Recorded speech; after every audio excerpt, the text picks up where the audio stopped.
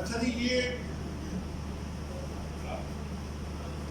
सबसे पहले income from property की बात करते हैं। इसके मुख्तलिफ जो डायमेंशंस पहले जैसे माइंड मेकअप कहते हैं वो कर लें तो बड़ा आसान हो जाए, क्योंकि जब तक आपको ये नहीं पता कि आप क्या पढ़ रहे हैं, किस तरह पढ़ रहे हैं, क्यों है, तो जो मर्जी पढ़ते जाए उसका ऑब्जेक्टिव जो है ना वो एंड पर्पस नहीं पूरा होगा। देखिए, इनकम फ्रॉम प्रॉपर्टी का पहला पॉइंट ये है क्या। अगर आप प्रॉपर्टी की सेल परचेज करते हैं, वो आपकी प्रॉपर्टी डीलर के तौर पर business income,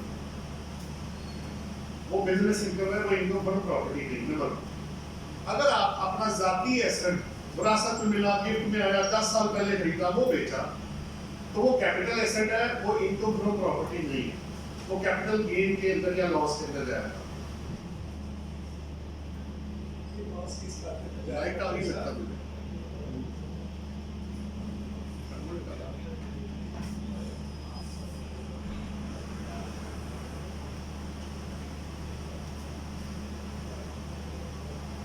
first of all मुझे ये पता होना चाहिए कि मैं जो पढ़ रहा हूं वो है क्या।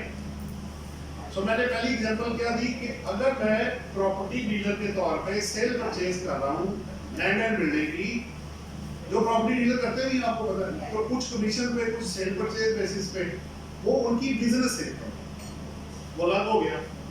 अगर मैं अपने पर्सनल एसेट्स को कभी कभार 10 साल पहले खरीदा, 5 साल पहले खरीदा, वो बेचता हूँ, तो वो मेरा कैपिटल एसेट है, वो मेरा कैपिटल गेन सेक्शन 37 के अंदर जाएगा। दो हो गए। अगर मैंने बिजनेस में डेप्रिसिएबल एसेट के तौर पे लैंड एंड बिल्डिंग रखी हुई है, तो उससे जो गेन लॉस है वो सेक्शन 22 है, वो भी बिजनेस इनकम के अंदर है। कुछ एक्सेप्शंस है, वो मैं आपको बाद में दे दूंगा। अच्छा, ये भी हो गया। अगर आप आपने 6 घर बनाए हैं, उसको रेंट पे दे दिया, तो स्टिल वो आपका रेंटल इनकम के अंदर आएगा, इनकम फ्रॉम प्रॉपर्टी के अंदर, फिर वो बिजनेस में नहीं जाएगा। लेकिन अगर आपकी होटल इंडस्ट्री है, पीसी होटल है, प्लेटिन होटल है, वो आपको मैनेजमेंट सर्विस के साथ, आपको अदर सर्विसेज के साथ आपको रूम भी दे देते हैं, उसकी भी वो बिजनेस इनकम है, वो इनकम फ्रॉम प्रॉपर्टी में नहीं आएगा। तो बाकी फिर बचा क्या मेरे पास? अगर मैं अपना घर, हाउस, ऑफिस, अपार्टमेंट, शॉप अगर मैं रेंट पे देता हूं, तो वहां से जो मुझे पैसा आएगा, बेसिकली उसको इनकम फ्रॉम प्रॉपर्टी कहा जाएगा। तो आपने पहले एक लाइन ड्रॉ करनी है कि जिसकी रिटर्न आप फाइल कर रहे हैं, उसकी हेड ऑफ इनकम कौन सी है। जैसे पहला हेड हमने सैलरी इनकम किया था, तो सैलरी है, तो सैलरी इनकम के, क्योंकि पांचों हेड्स, किसी ने सवाल किया अगर आपने सबको जमा ही करना था पांचों हेड, वो तो अलग अलग क्यों किया? इसलिए अलग किया कि पांचों हेड ऑफ इनकम को कैलकुलेट करने का तरीका मुख्तलिफ है।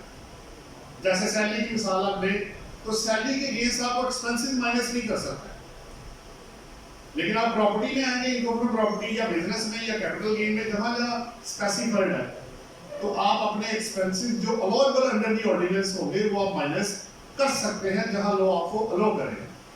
दो बातें होगी। तो इसका मतलब है कि मुझे हर हेड ऑफ इनकम के प्रिंसिपल्स को सेपरेटली समझना पड़ेगा।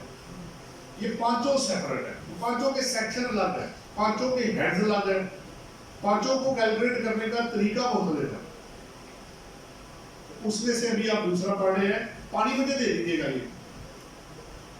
तो सेकंड हेड ऑफ इनकम आपके पास आया, इनकम फ्रॉम प्रॉपर्टी, क्योंकि रिटर्न्स आपको पता है 22 की 1 जुलाई से आप किसी वक्त भी आप फाइल कर सकते हैं। 30 जून के बाद आप किसी वक्त भी 30 सितंबर से पहले आप अपनी रिटर्न्स फाइल कर सकते हैं, इंडिविजुअल और ईओटी। पर वो कंपनी जिनका ईयर एंड सितंबर है वो भी कर सकते हैं, स्पेशल वाले। बाकी जो कंपनीज हैं जिनका ईयर एंड जून है, तो उनकी 31 दिसंबर है, आपको पता है वो आगे चले जाएगा। तो मुझे इसमें देखना क्या है, प्रॉपर्टी इनकम में का हानि है, प्रॉपर्टी में करना है। आपको 3 टर्म्स का पता होना जरूरी है। इसमें मैंने ना लिंक लगाए हुए, पहले मैं आपको वो दिखा दूं, बड़ा आपके लिए आसान हो जाएगा। ठीक है, आप पीछे वापस आओ मेरे पास।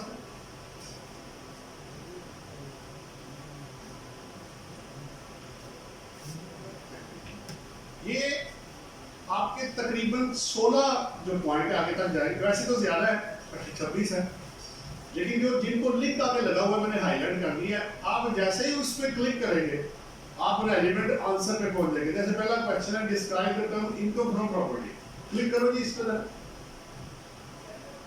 ये उसके अंदर जवाब आ जाएगा। अब आप ऊपर वाले को क्लिक करो तो आप वापस इस शीट पर वापस आ जाएंगे।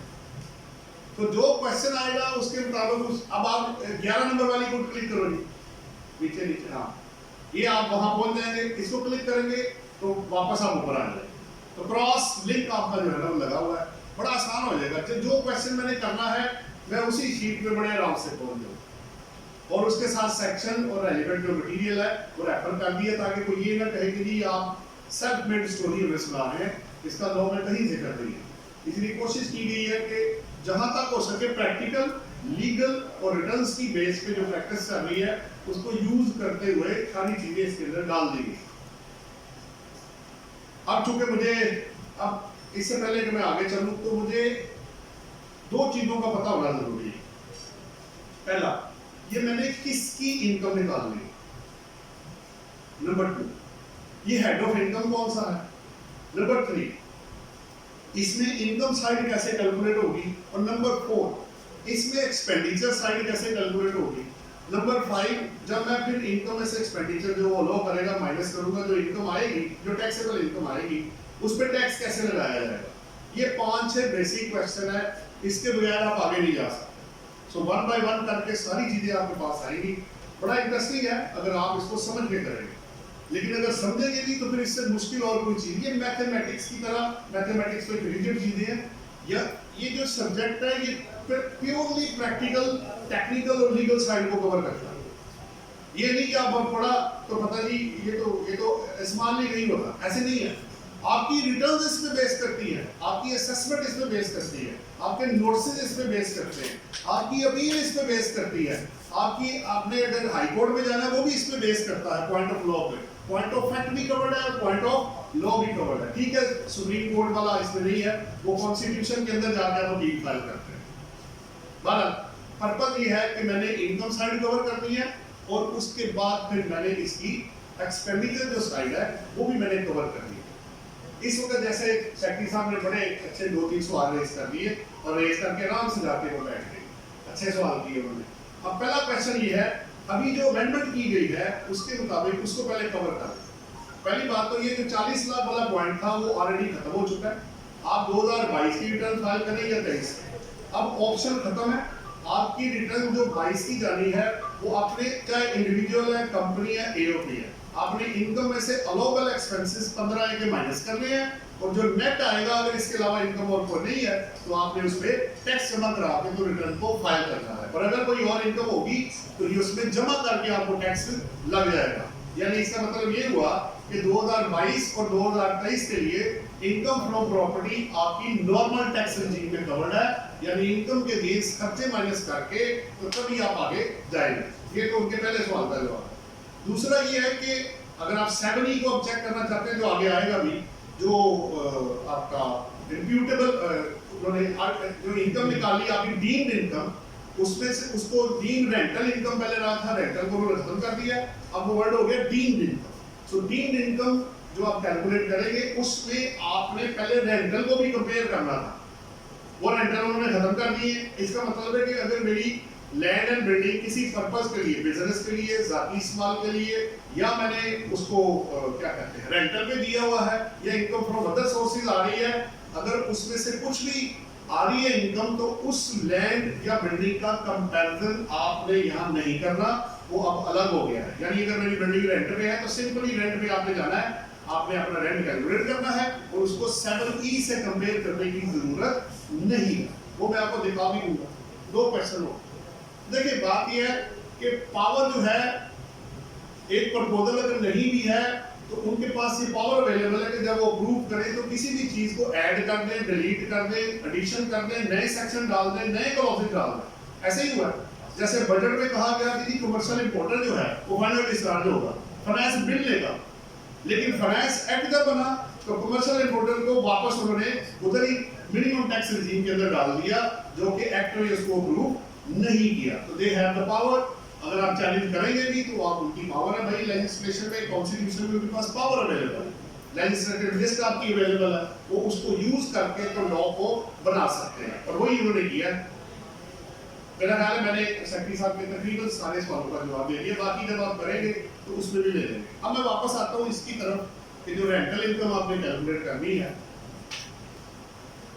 उसमें इससे पहले कि मैं आगे जाऊं, एक जो मेन चीज है ना जो पूरे सर्कल में घूम रही है, उस पर मैं थोड़ी सी बात कर लूं, क्योंकि मुझे भी उस पर काफी एफर्ट करनी पड़ी कि 82 सेक्शन में जो वर्डिंग आई है उसके अंदर कि अगर कोई बंदा सिटीजन ऑफ पाकिस्तान है, वो रिजाइडिंग अब्रॉड है या बाहर गया हुआ है या काम करने गया, बिजनेस करने गया है, तो उसकी पहले तो डेफिनेशन ये है, अगर आप पाकिस्तान में 183 डेज और मोर हैं ड्यूरिंग द टैक्स ईयर, पहला क्या है 183 डेज और मोर, कंसेक्टिव स्टे जरूरी नहीं है, गैप के साथ है, जो भी आपका ईयर एंड है, अगर आपका स्पेशल टैक्स ईयर है तो उसके दौरान, अगर आपका नॉर्मल टैक्स ईयर है जुलाई टू जून, तो उस पूरे अरसे में अगर आप पाकिस्तान में 183 डेज और मोर हैं तो आप रेजिडेंट है पाकिस्तान के, रेजिडेंट इंडिविजुअल बन जाए, या गवर्नमेंट एम्प्लॉई है फेडरल प्रोविंशियल के वेयर एवर पोस्टेड, तो आपको रेजिडेंट इंडिविजुअल समझा जाए, पहली बात तो ये। अब जो आगे ऐड हुआ, जो नया आया बिल में, उन्होंने कहा कि जी अगर कोई बंदा किसी भी कंट्री में, अब बिल को छोड़ देते हैं एक्ट की तरफ आते हैं, अब लॉ ये कह रहा है कि अगर आप सिटीजन तो पाकिस्तान है, लेकिन आप किसी भी कंट्री में 182 दिन से ज्यादा नहीं है, तो तब भी पाकिस्तान के लिए आप रेजिडेंट है, ठीक हो गया। अगर आप 182 दिन से ज्यादा है किसी भी कंट्री में और रेजिडेंट, उसमें वर्ड यूज हुआ है टैक्स रेजिडेंट, वो आपके पास होगा, तो फिर आप नॉन रेजिडेंट ही रहेंगे और आपकी फॉरेन सोर्स इनकम पाकिस्तान में टैक्सेबल नहीं है। अब सवाल यह है कि ये टैक्स रेजिडेंट है कौन? वहां दो ऑप्शन इसमें निकली है जो हमने रिसर्च की है, डिस्कशन हुई है मेरी अपने दोस्तों से सीनियर से, उन्होंने कहा देखिए पाकिस्तान के रूल्स में भी टैक्स रेजिडेंस का सर्टिफिकेट है, आप रूल्स को लेकर नंबर मैं आपको बाद में दे दूंगा, उसमें आप सर्च कीजिएगा तो आपको टैक्स रेजिडेंट का सर्टिफिकेट पाकिस्तान में इशू करेगा जब नॉन रेजिडेंट पाकिस्तान में आके बिजनेस करेगा। इसी तरह जब आपका बंदा उधर जाएगा तो वो पूछेगा भाई तुम क्या करने आए हो, जॉब करने आए हो, बिजनेस करने आए हो, विजिट पे आए हो, क्या करने आए हो हमारे मुल्क में, तो वो आपको कंट्री टैक्स रेजिडेंस का सर्टिफिकेट इशू करेगा कि आप यहाँ पे ये काम करने आए। अगर वो नहीं करते उस कंट्री जैसे भी है जो नहीं आपको आसानी से देंगे, तो फिर डबल टैक्सेशन ट्रीटी एग्रीमेंट को यूज करके उसमें फिर आप उसको टैक्स रेजिडेंट बनाएंगे उस कंट्री का। जब वो उस कंट्री का टैक्स रेजिडेंट बन जाएगा सर्टिफिकेट की बेस पे, तो फिर यानी मुझे 182 दिन से ज्यादा होना है नंबर 1, और नंबर 2 मुझे टैक्स रेजिडेंस का सर्टिफिकेट चाहिए। तो फिर क्या होगा, जो वो पैसे बाहर कमाएगा क्योंकि वो नॉन रेजिडेंट है, वो पाकिस्तान में टैक्सेबल नहीं होगा। अच्छा रही बात उन लोगों की, एक और भी आपको मैं कवरेज देता चलूं, इसके अलावा 102 सेक्शन है, अगर आप रेजिडेंट बन जाते हैं लेकिन उस कंट्री में टैक्स पेड कराते हैं, तो 102 सेक्शन बड़ा क्लियरली कह रहा है कि उसकी इनकम पाकिस्तान में टैक्सेबल नहीं होगी। तो टैक्सेबल वाला तो वैसे ही निकल गया। अगर वो रेजिडेंट है, फॉरेन सोर्स इनकम पे टैक्स पेड हुआ, साउथ अफ्रीका, अमेरिका, यूके, जहां भी टैक्स लगा हुआ है, तो वो पाकिस्तान में उसका प्रूफ आप दे दें, वो एग्जेम्प्ट फ्रॉम टैक्स है।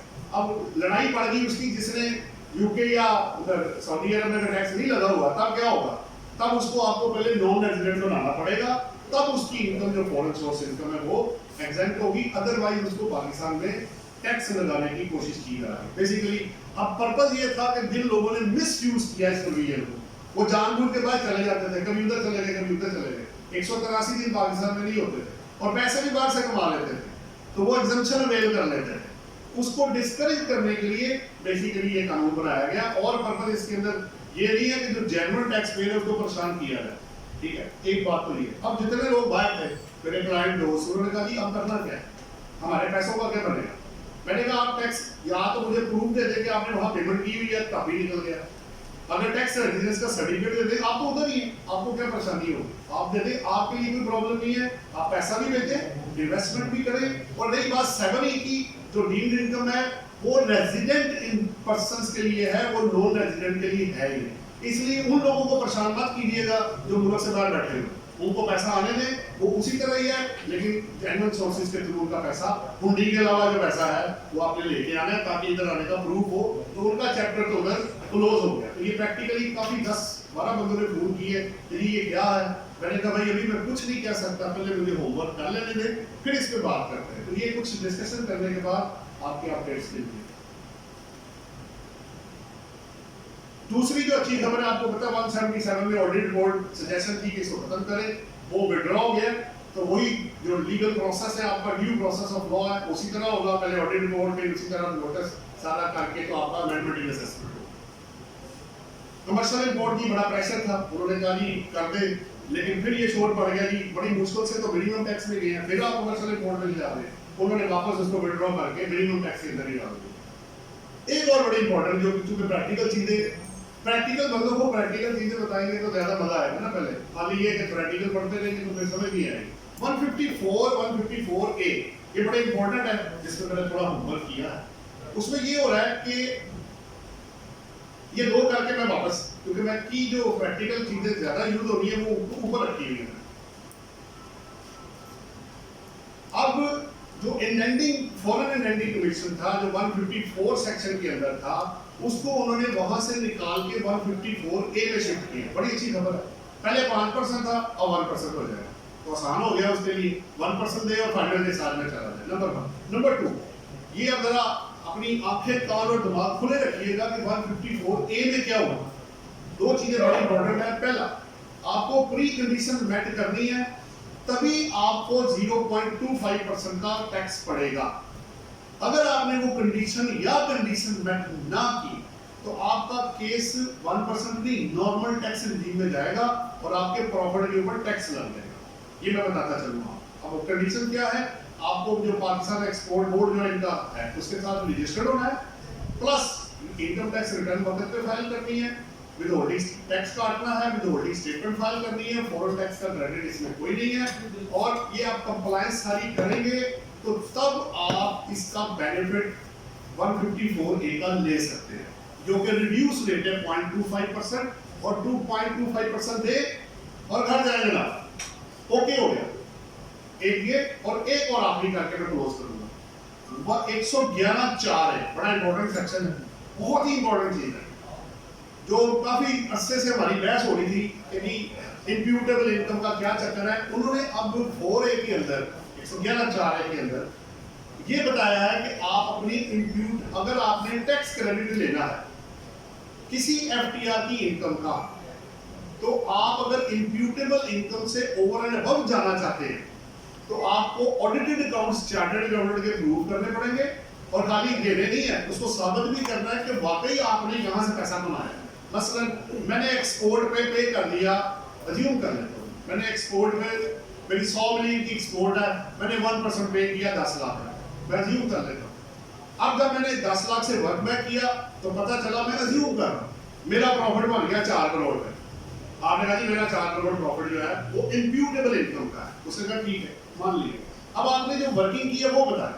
अब 3 सिचुएशन आ रही है आपके पास, उन्होंने एक दी है, मैंने 3 बना दी। हो सकता है आपका एक्चुअल प्रॉफिट उससे कम हो सकता है आपको उसके बराबर हो जाए, और हो सकता है आपका एक्चुअल प्रॉफिट उससे ज्यादा हो जाए। उन्होंने कहा है कि देखिए तीनों केसेस में एक चीज कॉमन है, आप एक्चुअल से ज्यादा का क्रेडिट ले नहीं सकते। ये लिखा नहीं हुआ बट अंडरस्टूड है कि आपको मिलना वही है जो आपने कमाया है। और आपस की बात है कि पहले भी कॉन्सेप्ट यही था, बड़ा पुरानी बात मैं नहीं करना चाह रहा। अभी उन्होंने आपको ये दे दिया है कि आपने अपने इम्प्यूटेबल इनकम को आपने कैलकुलेट करना है। ये मैं 2023 की बात कर रहा हूँ, इसकी एप्लीकेशन ये एप्लीकेबल है 1 जुलाई 2022 से, इसको 22 पे अप्लाई नहीं करना, ये 23 से अप्लाई हो रहा है। अगर आप अपनी इम्प्यूटेबल इनकम को कैलकुलेट करेंगे और उसको एक्चुअल से कंपेयर करेंगे तो एक्चुअल ज्यादा है, कम है या बराबर है, तो क्रेडिट आपको एक्चुअल का ही मिलेगा। और इस पे ऑलरेडी नंबर ऑफ जजमेंट्स मेरे पास अवेलेबल है कि आप एक्चुअल के अलावा और किसी चीज का आपको नहीं मिलेगा। लेकिन एक एक्सेप्शन देके क्लोज करो, अगर आपने ज्यादा का क्रेडिट लेना है तो वो इनकम उसी FTR की इनकम से आना चाहिए, उसके अलावा अगर इनकम हुई तो उस पर टैक्स आपको लग जाएगा। ये बेसिकली पॉइंट है, बाकी आप नोट कर लीजिएगा तो बाद में आपके पॉइंट। इसके अलावा ये भी हो गया एक आपका रिटेल सेक्टर, तो वो आ रहा है, तो आपको पता है वो Tier 1 और Tier 2 है। मैंने उसको 2 बना दिए। Tier 1 जिन्होंने इनपुट आउटपुट देना है और स्पेस पे जाके वो ऑलरेडी पे कर रहे हैं। टीयर 2 वाले वो लोग जो टीयर 1 में नहीं आते, वो अपने बिजली की बिल की बेस पर टैक्स देंगे। वो आपसे बात हो चुकी है, 3,000 5,000 10,000 करके आगे 2 लाख तक भी हो जा रहा है, 50 की या 2 लाख की। अब 2-3 बीच में टेक्निकल पॉइंट है। अच्छा, एक इंप्रेशन ये आ रहा था कि अगर मैं टीयर 2 में आता हूँ तो क्या मैंने इनकम टैक्स की रिटर्न फाइल करनी है, क्योंकि बिजली के बिल में टैक्स तो आपने मुझसे ले लिया। अच्छा, बिजली के बिल में जो आपने टैक्स दिया है वो इनकम टैक्स नहीं है, वो सेल टैक्स है। वो सेल टैक्स को ही इनकम टैक्स बना के आपको फायर कर देंगे, लेकिन कुछ कंडीशन है मेट करनी है। आपको एडीएल की लिस्ट इनकम टैक्स में होना लाजमी है। अब उसमें आने के लिए मुझे प्रोफाइल और सारी चीजें उनको देनी पड़ेगी, और टीयर 2 में भी आना पड़ेगा, क्योंकि अगर एक बंदा फेल्ड हो जाता है, वो टीयर 1 में वो जानबूझ के टीयर 2 में जाना चाहता है जबकि वो फॉल नहीं करता, तो फिर आपको पता है इनपुट आउटपुट सारी प्रोसिक्यूशन और पेनल्टी बहुत ज्यादा लग गई हुई है, बड़ा मसला उस बंदे के लिए क्रिएट होगा। तो रिटर्न फाइल करना तो लाजमी है, क्योंकि इनकम टैक्स की एडीएल की लिस्ट के लिए रिटर्न के बगैर आप अंदर आ ही नहीं सकते। एक ऑप्शन अभी इन्होंने दिया है, अगर कोई नॉन रेजिडेंट है, नाइकोप है, बाहर का उसके पास है, तो उसको हम एडीएल में ले लेंगे, लेकिन वो subject to fulfilment of condition होगा। तो टीयर 2 में आने के लिए आपको प्री कंडीशन मेट करनी है, रिटर्न फाइल करनी है, रजिस्ट्रेशन होनी है, और तब आपको ये बेनिफिट होगा। और अगर कल को ये पता लगा कि आप रजिस्टर्ड नहीं है, उस एटीएल की लिस्ट में आप नहीं है इनकम टैक्स की, तो जो रेट उन्होंने आपको दिए हैं वो डबल हो जाएंगे, ये भी उन्होंने कह दिया, उसमें भी डबल प्रिंसिपल अप्लाई होगा। ये यदि कुछ ऐसी चीजें जो आपकी प्रैक्टिकल लाइफ में, बाकी एक और है 221 भी है, आपको पता है उसमें 5 साल थे तो उसको 6 कर दिया, क्योंकि वो लोग फायदा उठा लेते थे कि ये तो टाइम बार हो गया हुआ है, तो उसको और 122 को उन्होंने बराबर कर दिया, 6-6 साल को हो गया। ये कुछ प्रैक्टिकल थी चीजें जो आपको मैंने पहले शेयर करनी थी। अब मैं आता हूँ सीधा आपका जो प्रॉपर्टी इनकम है 2022, इसकी रिटर्न आपने फाइल करनी है। तो मैंने कहा जी मैंने अब रेंट निकालना है, तो रेंट निकालूंगा कैसे?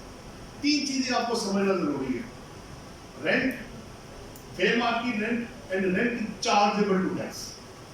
तो जरा सी भी कॉमन सेंस आप इस्तेमाल करें तो मुझे पहुंचना तीसरे पे है, मुझे रेंट चार्जेबल टू टैक्स चाहिए, लेकिन उसको कैलकुलेट करने के लिए पहले मुझे रेंट अंडर दी ऑर्डिनेंस क्या है और फेयर मार्केट रेंट क्या है उसको कैलकुलेट करना पड़ेगा। अच्छा, फिर क्या करूंगा, अब छोटा सा फार्मूला देता हूं, फिर मैं आपको शीट दिखा देता हूं। रेंट जो ऑर्डिनेंस कहेगा वो पहले आप कैलकुलेट करेंगे, उसको कंपेयर करेंगे फेयर मार्केट रेंट के साथ, विच एवर इज हायर आगे जाएगा, और उसमें फिर आप ऐड करेंगे 1/10 ऑफ नॉन एडजस्टेबल एडवांस, तो ये आपका आ जाएगा रेंट चार्जेबल टू टैक्स। सब एक चीज कॉमन है, rent if any, forfeited deposit if any, non adjustable advance if any. अगर होगा तो आएगा, और अगर ना हुआ तो छोड़ दो भाई, खाली पड़ा हुआ घर मैं क्यों ऑफर करूं उसको रेंट पर्पस के लिए। ये तीनों चीजें मैं आपको दिखा देता हूं, ये क्लिक करो जी। पहला आपका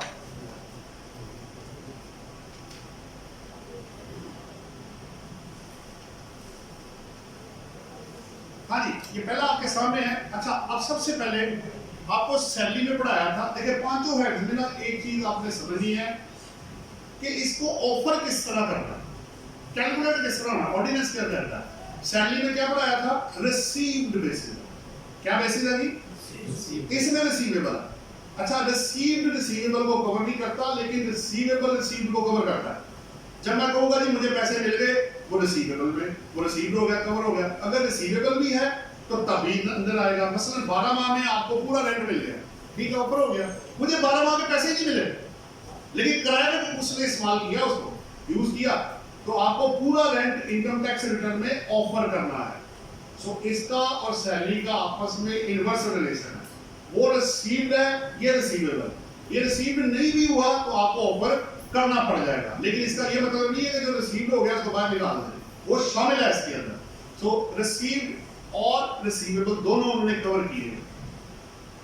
हर डेफिनेशन में आपको ये मिलेगा कि आप during the tax year other than exempt, exempt को माइनस कर देना। लॉ खुद आपको दे रहा है, सेकंड शेड्यूल के थ्रू या रूल्स के थ्रू या सेक्शंस के थ्रू जो एग्जेम्पशन है वो आप माइनस करके, तो आप देखिए ना रिटर्न का फॉर्मेट क्या है, टोटल आगे exempt not chargeable to tax, separate block of income FTR, दूसरा कॉलम माइनस किया तो आगे क्या बचा, टैक्सेबल। तो उधर भी यही है, वो भी लॉ के मुताबिक बनाया गया उसको। अच्छा जी, पहला आप रेंट देख रहे हैं 2.1 आपको नजर आ रहा है आपके सामने, क्या है, दो चीजें हैं। received or receivable inclusive of forfeited deposit for sale of land or building। अगर जैसे बयाना आप करते हैं ना, आपने जमीन और बिल्डिंग आपने बेच दी, बयाना हो गया भाई 3 महीने बाद बाकी पैसे दो, रजिस्ट्री कराओ घर का, वो बंदा डिफॉल्ट आ गया, नहीं आया, लीगली आपके पास ये पावर है कि आप वो अमाउंट फॉरफिट कर सकते हैं क्योंकि डिफॉल्ट हो गया। तो वो जो अमाउंट डिफॉल्ट, वो जो आप फॉरफिट करेंगे, वो जो डिपॉजिट आपके पास आया था, जो बयाना आपके पास आया था against the sale of land और बिल्डिंग, वो under the income tax law आपकी इनकम फ्रॉम प्रॉपर्टी बन जाएगा, वो रेंट बन जाएगा। सो मैंने कोई रेंट पे नहीं दिया, कुछ नहीं किया, मैंने डिपॉजिट फॉरफिट किया, तो बाय वर्च्यू ऑफ लॉ अगर मेरे पास 50 लाख एडवांस आया, मैंने फॉरफिट कर लिया, रेंट कोई नहीं आया मेरे पास, तो ऑटोमेटिकली ये 50 लाख आपका क्या बन जाएगा, रेंट बन जाएगा जनाब, इस डेफिनेशन के अनुसार। पहला। दूसरा, नेक्स्ट पेज पे आओ, फेयर मार्केट वैल्यू। आपको इस पे तो इतनी मैथ हो चुकी है 68 सेक्शन में कि जो, अच्छा इसमें रेंट भी कवर्ड है, लिखा हुआ है वहां पे, services, goods, fix assets, rent, सारा कुछ फेयर मार्केट वैल्यू आपने कैलकुलेट करनी। इसका मतलब एक्चुअली पर्पस क्या है?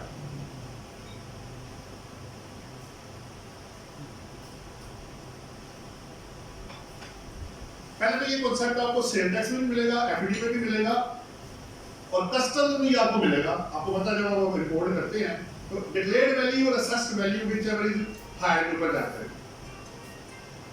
इधर भी यही है। पर्पस क्या है? अच्छा, इनकम में हायर होगा और खर्चे में लोअर होगा, क्योंकि अगर ये उल्टा कर दूं तो टैक्स फिर देगा ही कोई नहीं। उन्होंने इनकम को कहा कि एक्चुअल कितना है और फिर मार्केट वैल्यू कितनी है, तो जो हायर होगा वो बाहर आए, और खर्चे में जो आपने क्लेम किया है या अदरवाइज है विच एवर इज लोअर। जैसे आपको पता हो, अभी आएगा आगे कलेक्शन चार्जेस है एडवन वाले, तो एक्चुअल या 4% of RCT whichever is lower, तो खर्चों में वो लोअर देगा और इनकम में वो हायर कर, क्योंकि पैसा लेने वाले लोगों से। तो फिर मार्केट वैल्यू आपने रेंट को कंपेयर करना है, इससे तो देखिए रेंट आपको नजर आ रहा है, प्रॉपर्टी के बाद रेंट भी लिखा हुआ है। और रेंट ये होता क्या है, जो मार्केट में एक चीज फेच करेगी।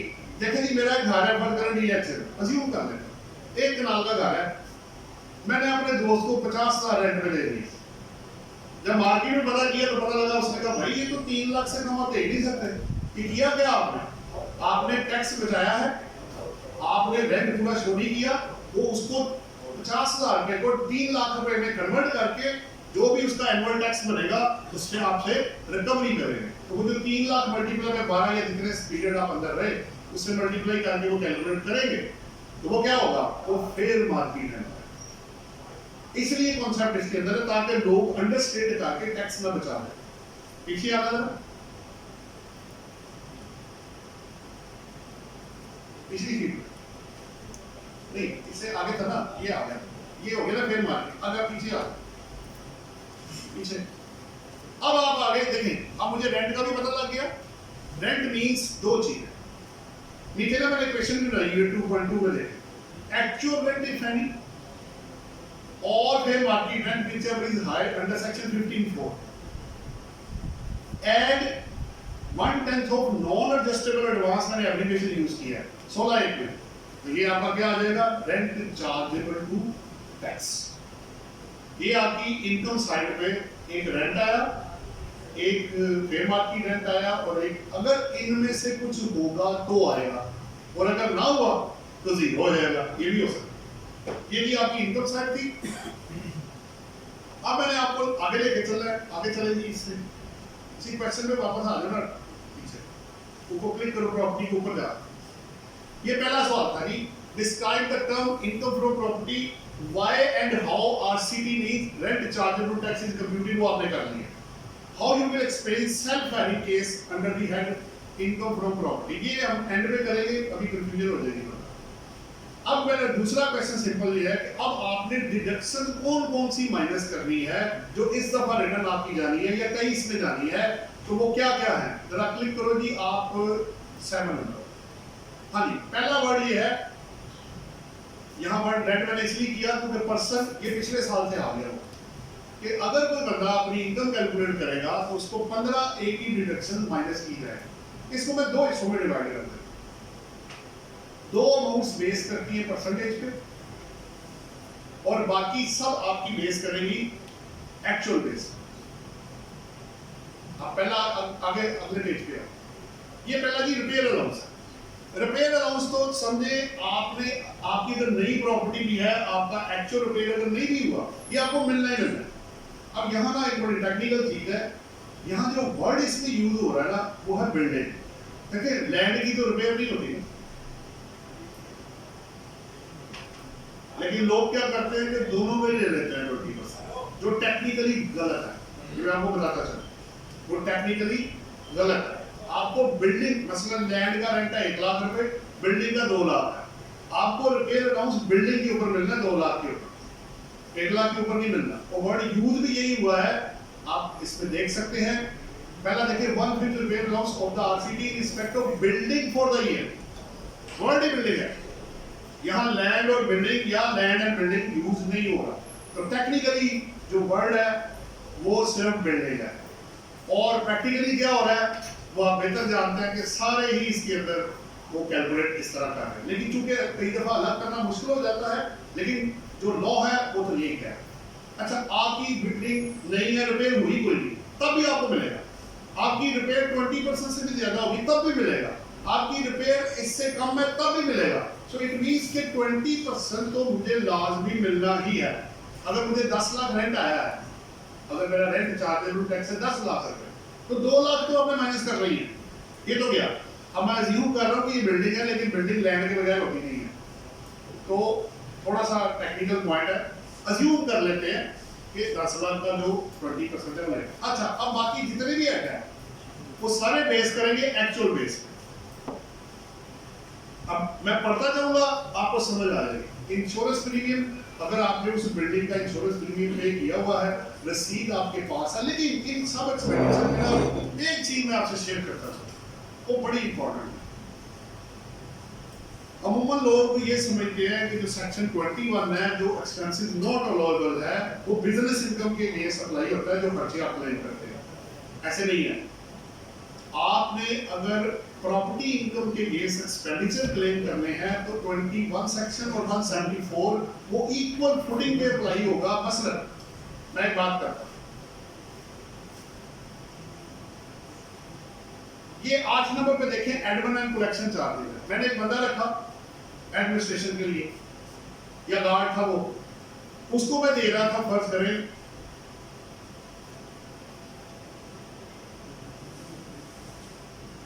मैंने अगर बंदे को रखा 30,000 रुपए पर मंथ, मुझे नहीं पता चला, मैंने उसको कैश देना शुरू कर दिया। अब आपको पता इसका प्रेजेंट जो लिमिटेशन है वो कहता है 25,000 से ऊपर एक महीने में एक बंदे को तनख्वाह देंगे, वो थ्रू क्रॉस चेक होएगी या अकाउंट से अकाउंट में ट्रांसफर होगा। मुझे नहीं पता लगा, मैंने सारे कैश पकड़ा दिया उसको। जब मैं इसके बेस एक्सपेंसिस मांगने आया तो उन्होंने कहा जनाब ये तो आपने सारे ही कैश दिया हुआ है। तो मैंने कहा कैश ही दिया, इसमें क्या मसला। उसने कहा जी आपको 21 का जो एम सेक्शन वो अप्लाई हो रहा है कि आपने क्रॉस चेक में देना था, मेरा सारा एक्सपेंस डिसलॉज है। सो जो प्रिंसिपल 21 सेक्शन के हैं वो, अच्छा और भी आपके नॉलेज को जरा एनहांस कर दूं, जितने भी एक्सपेंडिचर है, इनकम फ्रॉम प्रॉपर्टी के against, capital gain, other sources, salary में तो खर्चे मिलते नहीं है, बिजनेस इनकम, तो 21 सेक्शन और 174 को भी आप लग करते हैं। 21 स्पेसिफिकली लिखा गया है कि वो तमाम हेड्स के एक्सपेंडिचर पे अप्लाई होगा। सो अगर मैं एसेट को बेचने के लिए कोई बंदा रख लेता हूँ, तनख्वाह पे रख लेता हूँ, कैपिटल एसेट को रिटेन करने और बेचने के लिए, उसको भी पेमेंट अगर 25 से ऊपर होगी तो क्रॉस चेक होएगी। तो 21 सेक्शन हर जगह पे अप्लाई होगा, उसको जरा नोट कीजिएगा। नंबर अब आ जाता हूँ वापस, आप आसान हो जाएगा। देखिए 4 टेस्ट तो आपको हर एक्सपेंडिचर में करने हैं, इसके बगैर आप आगे नहीं जा सकते। पहला, अगर क्रॉस चेक है तो क्रॉस चेक में हो, अगर टैक्स काटना है, आप विथहोल्डिंग करना है तो टैक्स काटना है। मुझे पक्का सपोर्टिंग डॉक्यूमेंट चाहिए 174 सबसेक्शन 2, इतनी एडिशन अब हो रही है आपके सामने। जहां कच्चा बोचा सपोर्टिंग नहीं वेरीफाई कर ली, डिसलॉ कर दी, रसीदे में कुछ भी नहीं दिया आपने। और चौथा, वो आपके उस हेड से कनेक्टेड होना चाहिए। ये ना हो ना, अगर मैं अपने बच्चों की फीसें भी अपने ऑफिस में डालना शुरू कर दूंगा तो भाई ये बिजनेस एक्सपेंस कैसे हो गए, ये तो पर्सनल एक्सपेंस है आपका, ये ना डाल दिया आपने।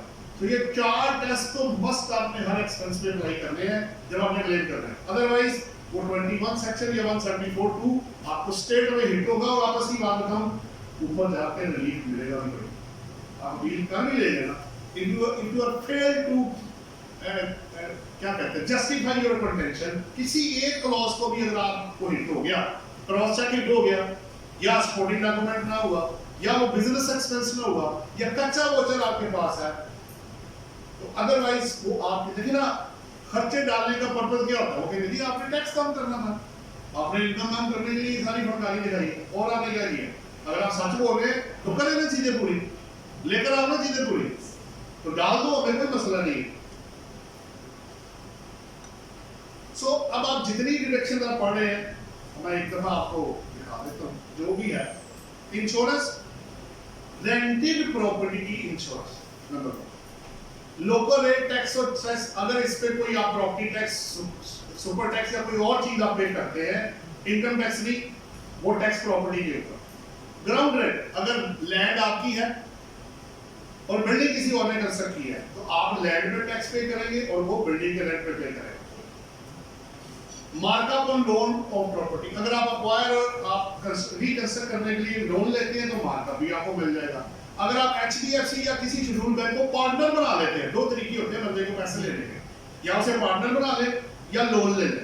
अगर मैं पार्टनर बनाता हूं तो वो अपने शेयर पे टैक्स पे करेगा, सेक्शन 66 ओनरशिप, और अगर आप उस पे मार्कअप पे करेंगे वो वैसे ही ऊपर कवर होगा। अगर आप चार्ज क्रिएट SECB से करवाते हैं तो चार्जेस आप पे करेंगे, वो भी आप माइनस कर सकते हैं। एंटोनेट कलेक्शन, मैंने आपको क्या कहा, 4% आपकी रेंट चार्जेबल टू टैक्स का या actual expenditure whichever is lower, ये खर्चा है तो लोअर, आपने ऊपर देखा FME whichever is higher लिया उसने, इनकम में उसने कौन सा लिया हायर, और खर्चे में कौन सा दिया आपको लोअर, जहां परसेंटेज है। इस तरह अगर आप टाइटल को डिफेंड करते हैं, आपकी लड़ाई शुरू हो जाती है टेनेंट से, उसमें आपका खर्चा होगा, तो वो भी लीगल एंड प्रोफेशनल चार्जेस आप अपनी इस रेंटल जाती वो वाली बिल्डिंग नहीं होगा, आपका लाभ है उसकी बात नहीं हो रही, जो रेंट में दिया हुआ है ये सारे खर्चे आपकी रेंटेड प्रॉपर्टी के हैं और कोई नहीं है। बिजनेस और जाती या आपकी जो डेप्रिसिएबल है वो अलग है, उसका इसके साथ कोई लेना देना नहीं है, वो उनके रिस्पेक्टिव हेड में जाएगा।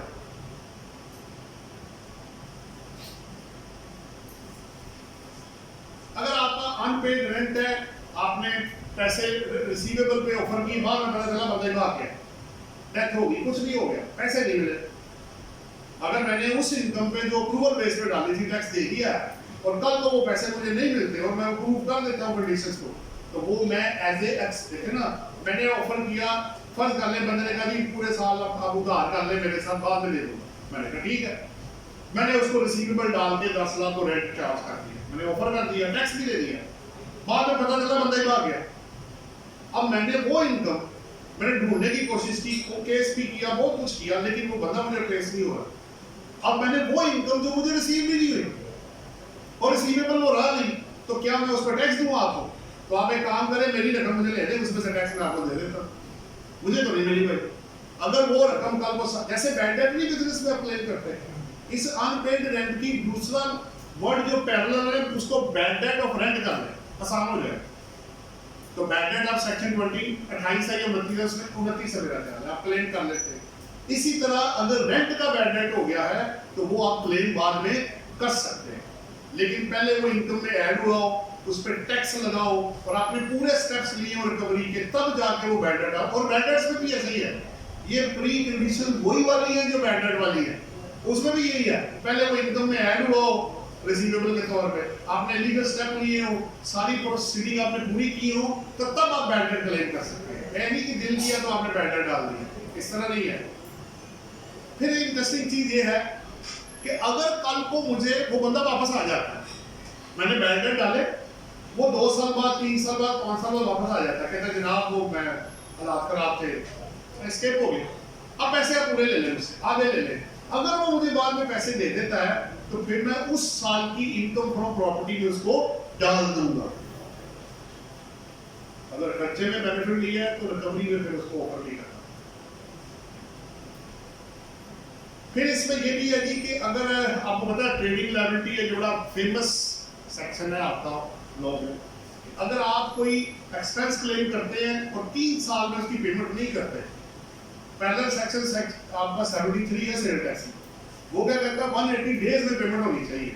यहाँ क्या है 3 साल है पूरे, उसके अंदर पेबल की पेमेंट हो जानी चाहिए। अगर नहीं होती तो वो एक्सपेंस क्या हो जाएगा, डिसलो हो जाएगा। लेकिन कल को आप उसकी पेमेंट कर देते हैं, तो जब आप पेमेंट करेंगे उस वक्त वो एक्सपेंडिचर आप क्लेम कर सकते हैं। ये दोनों साइड, देखिए इनकम में भी प्रोटेक्शन दी गई है और खर्चे में भी प्रोटेक्शन दी गई है।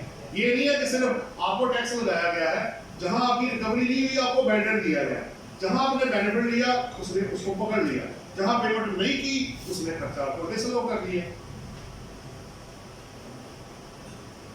अच्छा, जो मैं आपको कह रहा था कि सेक्शन 21 जो है वो इस पे अप्लाई है, वो आपके सामने 7.2 के सामने देखिए अंडरलाइन मैंने किया हुआ आगे जाके। द प्रोविजंस ऑफ सेक्शन 21 आपके 15A का 6 सब सेक्शन है, जो ये कहता है कि अगर आपने कोई एक्सपेंडिचर क्लेम करना है तो आपको 21 सेक्शन की कंप्लायंस भी करनी है, उधर भी करनी है बिजनेस के केस, इधर भी करनी है, और बाकी हेड्स का मैंने आपको पहले जिक्र कर दिया है। देखिए ये आपके वो जो ये तो मैंने पहले बता दिया, इस दफा आप एनटीआर की रिटर्न फाइल करेंगे 40 लाख वाला कंसेप्ट मैंने लिखा हुआ है।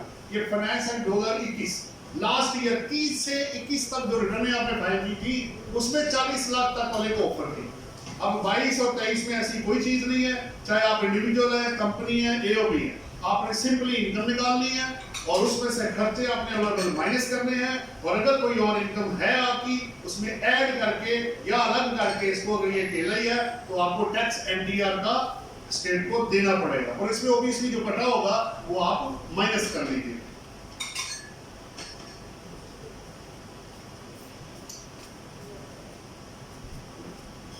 अब झगड़ा शुरू हो गया, फिर वही Pakistan source income and foreign source income. अगर आपकी प्रॉपर्टी मुल्क से बाहर है तो वहां से जो रेंट आपको आएगा एज ए रेजिडेंट या नॉन रेजिडेंट, वो आपका फॉरेन सोर्स इनकम है।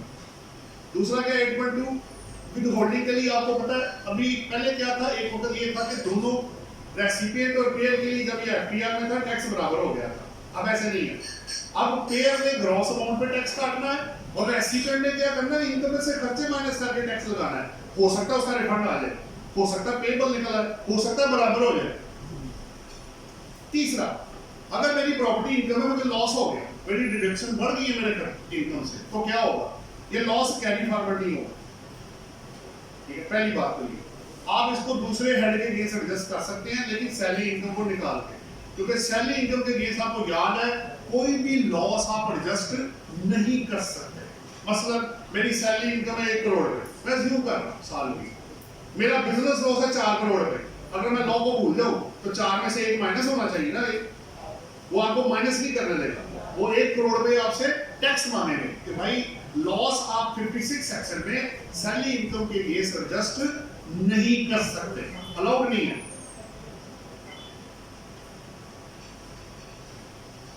अच्छा जी, ये भी हो गया, ये रेट से नहीं। अब टैक्स कौन सा लगाना है, आपको पता, मुझे इनकम आ गई है, खर्चे माइनस करके मेरी 50 लाख इनकम आ गई है, तो स्लैब देखिए आप 7वें में आ रहे हैं, 40 लाख से ऊपर, 60 लाख से नीचे 6,20,000 और 30%, और मैक्सिमम 35% है, और पहले 4 लाख रुपए पे 0% है। ये आपको पता है कि नॉन सैलरी का जो रेट है, ठीक है, वो सिर्फ 23 में चेंज हुआ है, 22 के अंदर जो 21 में था वही वाला आपके सामने ये दिया हुआ है। बस स्लैब रेट आपके सामने है, जिसमें आप फॉल करते हैं उसके मुताबिक टैक्स दे दीजिएगा। ये कुछ एक्सेप्शन है, मैंने आपको वैसे पहले बता दी थी। अब हर चीज जो है, जैसे मैंने शुरू में बताया, वो आप उसको जाके देख भी लीजिएगा, हर चीज को रेंटल इनकम नहीं कहा जाएगा। अगर मैं अपनी फैक्ट्री, लैंड एंड बिल्डिंग के साथ मशीनरी रेंट आउट करता हूँ तो वो इनकम फ्रॉम अदर सोर्सेज में। अगर मेरी होटल बिजनेस है तो वो बिजनेस इनकम है। अगर मेरा डेमोसेलेशन के साथ लैंड है तो वो मेरा 22 में बिजनेस इनकम में है। अगर मैं सेल परचेज में इंडल्ज हूँ प्रॉपर्टी की तो वो मेरी बिजनेस इनकम है। कमीशन एजेंट हूँ वो भी मेरी बिजनेस इनकम है। तो मुझे ये डिफरेंशिएट करना है कि इस हेड में आने के लिए क्या मैं वाकई ही रेंटल इनकम कमा रहा हूँ। अच्छा, रेंटल में एक और बड़ी जो चीजें शुरू में मैंने एक दो शेयर करनी थी। रेंट का मतलब ये नहीं है कि वो बंदा ऑक्यूपाई करेगा तो अंदर आएगा। अगर वो राइट टू यूज ले लेता है, अंदर वो आता ही नहीं है, बैठा हुआ वो फैसलाबाद में, कराची में, भाई ये बिल्डिंग मेरी हो, ये लाख रुपए आपका किराया आप पकड़ते हैं, वो ऑक्यूपाई नहीं भी करता, राइट टू यूज लेता है, तो वो भी रेंटल इनकम के अंदर ही शामिल है। चलो ये आपके कुछ स्पेशल थे। अगर रेंट में यूटिलिटीज है, आपको पता है जब घर दिया जाता है किराए पे तो आप कहते हैं जनाब आपको फर्निश चाहिए या अनफर्निश चाहिए। फर्निश चाहिए तो 3 लाख रुपए फर्नीचर का, बाकी चीजों का 1 लाख लग। अगर अनफर्निश चाहिए तो 2 लाख रुपए। अगर आपका फर्नीचर या इलेक्ट्रिसिटी या अदरवाइज वो रेंट आप चार्ज कर रहे हैं तो वो आपकी इनकम फ्रॉम अदर सोर्सेज में जाएगा, वो रेंटल इनकम में नहीं आएगा। तो वर्ड है इमूवेबल प्रॉपर्टी। इमूवेबल प्रॉपर्टी से जो आएगा उसको रेंटल इनकम दिया जाएगा, तो ये इनकम फ्रॉम अदर सोर्सेज में चला जाएगा और बाकी का जो बचेगा वो आपकी रेंटल इनकम के अंदर चला जाएगा। अच्छा जी, कुछ और अब बाकी का सवाल आप देख लीजिएगा। एडवांसेस जी, एडवांसेस के 2 तरह के एडवांसेस हैं, एडजस्टेबल एंड नॉन एडजस्टेबल। उसने एक बताया, मैंने 2 बना लिए। एडजस्टेबल वो होते हैं, मैंने 5 साल का आपको एडवांस दिया, रेंट मैंने बंद कर दिया, अब जैसा जैसे वक्त गुजरता जाएगा एडवांस मेरा ट्रांसफर होना शुरू हो जाएगा। उसकी कोई स्पेशल ट्रीटमेंट नहीं है, वो ऑटोमेटिक इनकम में चला जाएगा, उसका खर्चा बनता जाएगा, आपकी इनकम बनती जाएगी। लेकिन जो नॉन एडजस्टेबल एडवांस है, लॉ ये कहता है कि उसका 1/10 जो मैंने आपको आरसीटी में कहा था चार्ज करना है।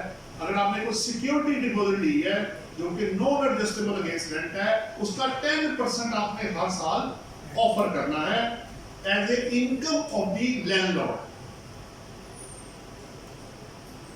अच्छा, अभी 1-2 और मैं चीजें करके क्लोज करता हूं ताकि आपके सवाल करें। इसमें फिर ये है कि अगर कोई बंदा रिप्लेस कर देता है, एक पॉइंट ले लें, अगर कोई टेनेंट चला जाता है और उसकी जगह पे दूसरा आ जाता है, पहले तो लोग ये कहते हैं कि जिस साल में टेनेंट जाएगा उसमें उससे ऑनवर्ड अगर कोई टेनेंट नहीं आता तो आपको कुछ भी करने की जरूरत नहीं होगी। अब मैंने एग्जांपल ऐसी बनाई हुई है, आप 30 जून 2022 को रात 11:59 और 59 सेकंड में आप चले गए, पैसे मैंने दे दिया, तो जैसे मेरा अगला दिन शुरू होगा 30 जून के ऊपर जब मैं क्लोज करूंगा, मेरे पास सिक्योरिटी डिपॉजिट क्या होगा? 0। तो ये एंड पे जो डिपॉजिट है उसको 10 पे तकसीम करना है, तो चूंकि वहां है ही नहीं अब, तो वो 0 हो जाएगा। तो अगर जिस पीरियड में जाएगा उसमें और उससे ऑनवर्ड कुछ करने की जरूरत नहीं है। लेकिन अगर एक गया दूसरा आ गया तो फिर आपने क्या करना है, यहाँ थोड़ा सा टेक्निकल चीज है। नए बंदे से आपने क्या करना है, अब इसके मैंने 3 केस बनाए हुए। पहला क्या है कि बंदा पहले साल में बंदा रिप्लेस हो गया, दूसरे में क्या है 2 से 10 साल में बंदा रिप्लेस हो गया है, और फिर क्या है तीसरा 10 साल के बाद रिप्लेस हुआ है। तो क्या करना है आपने, तीनों चीजें आपको करनी पड़ेगी। अच्छा, आपकी किसी से बनती नहीं, पहले ही साल में 12 बंदे रिप्लेस हो गए, हर महीने बाद दूसरा, फिर तीसरा, फिर चौथा, 12 बंदे आगे पीछे हो गए। अब मैंने क्या करना है, जो 12वें बंदे का अगर डिपॉजिट आखिरी आपके पास पड़ा होगा उसको 10 पे तकसीम करना है। पहला तो फार्मूला ये रहा। फिर आपने क्या किया कि दूसरे या 10 साल तक अगर कोई बंदा चला जाता है और एक और आ जाता है, तो नए एडवांस में से आपने ओल्ड जितना इनकम को ट्रांसफर किया होगा पिछले साल या सालों में, वो आपने माइनस करना है। मसलन एक बंदे से आपने लिया लाख रुपए, वो गया चौथे साल में, तो मैं 3 साल का rent and non adjustable advance में 10-10 लाख के हिसाब से 30 लाख में डाल चुका हूँ। तो मैंने क्या करना है, दूसरे से मैंने लिया 2 लाख, नया एडवांस 2 लाख, 2 लाख में से 30 माइनस होगा और बैलेंस को 10 पे तकसीम करना। अब ये भी हो सकता है किसी सूरत में नेगेटिव आ जाए, तो फिर आपको कुछ भी करने की जरूरत नहीं होगी। अच्छा, अब आ गया चौथा, तीसरा केस क्या कि बंदा गया ही 10 साल के बाद, तो फिर आपको कुछ करने की जरूरत नहीं, नए एडवांस को सिंपली 10 पे तकसीम करना है, फिर पुराने वाला एडवांस माइनस नहीं करना। तो पहला 2 से 10 और 10 के बाद तीनों चीजें आपकी कवर हो गई। आपके कुछ सवाल हो गए तो नोट कर लीजिए। अच्छा, ये नॉन एडजस्टेबल एडवांस की बात हुई। ओनर भी बड़ा इंपॉर्टेंट है। 66, अगर विरासत में 2 भाइयों के पास जमीन आई है, वो किराए पे चढ़ी हुई है, किराया आया, तो कलेक्टिवली टैक्स नहीं लगेगा, दोनों को अलग अलग अपने शेयर के ऊपर टैक्स कैलकुलेट करके तो वो टैक्स देंगे अगर बनता होगा। ये ओनरशिप का 66 सेक्शन है, बड़ा इंपॉर्टेंट है। लेकिन ये प्रिंसिपल बिजनेस इनकम पे अप्लाई नहीं होगा। अगर 2 बंदे मिलकर बिजनेस कर रहे हैं तो वो एओपी के तौर पर टैक्स पे करेंगे, चाहे वो रजिस्टर्ड है या अनरजिस्टर्ड। रजिस्टर्ड मींस जो पार्टनरशिप एक्ट की बात हो रही है, रजिस्ट्रार ऑफ फर्म। ये मैंने आपको करा दिया हुआ जियोग्राफिकल वाला। अगर आपकी खाली पड़ी है ट्रस्ट की प्रॉपर्टी है तो टैक्स नहीं होगा, जारी बात है। वो एग्जेम्पशन आपको पता है 100C की आपको मिल जाती है। ये मैंने आपको करा दिया था। ये वाली साइड ये आपकी मुकम्मल है, ठीक है। आज या तो आप कहते हैं तो 10-15 मिनट में मैं जो फाइनेंस एक्ट वाले हैं वो कर लें, अगर नहीं तो क्वेश्चन आंसर सेशन आप कर लें, उसको ईद के बाद रख लें। जैसे आप कहेंगे मैं वैसे कर दूंगा। अगर तो आपको समझ आ रही है तो मैं फाइनेंस एक्ट की कुछ इंपॉर्टेंट चीजें आपके साथ, कुछ तो मैंने पहले कर दी है, उसको क्विकली मैं आपको गो थ्रू कर देता हूँ। निकालो जी निकालो, अच्छी बात है जी, क्योंकि काम आनी है चीजें।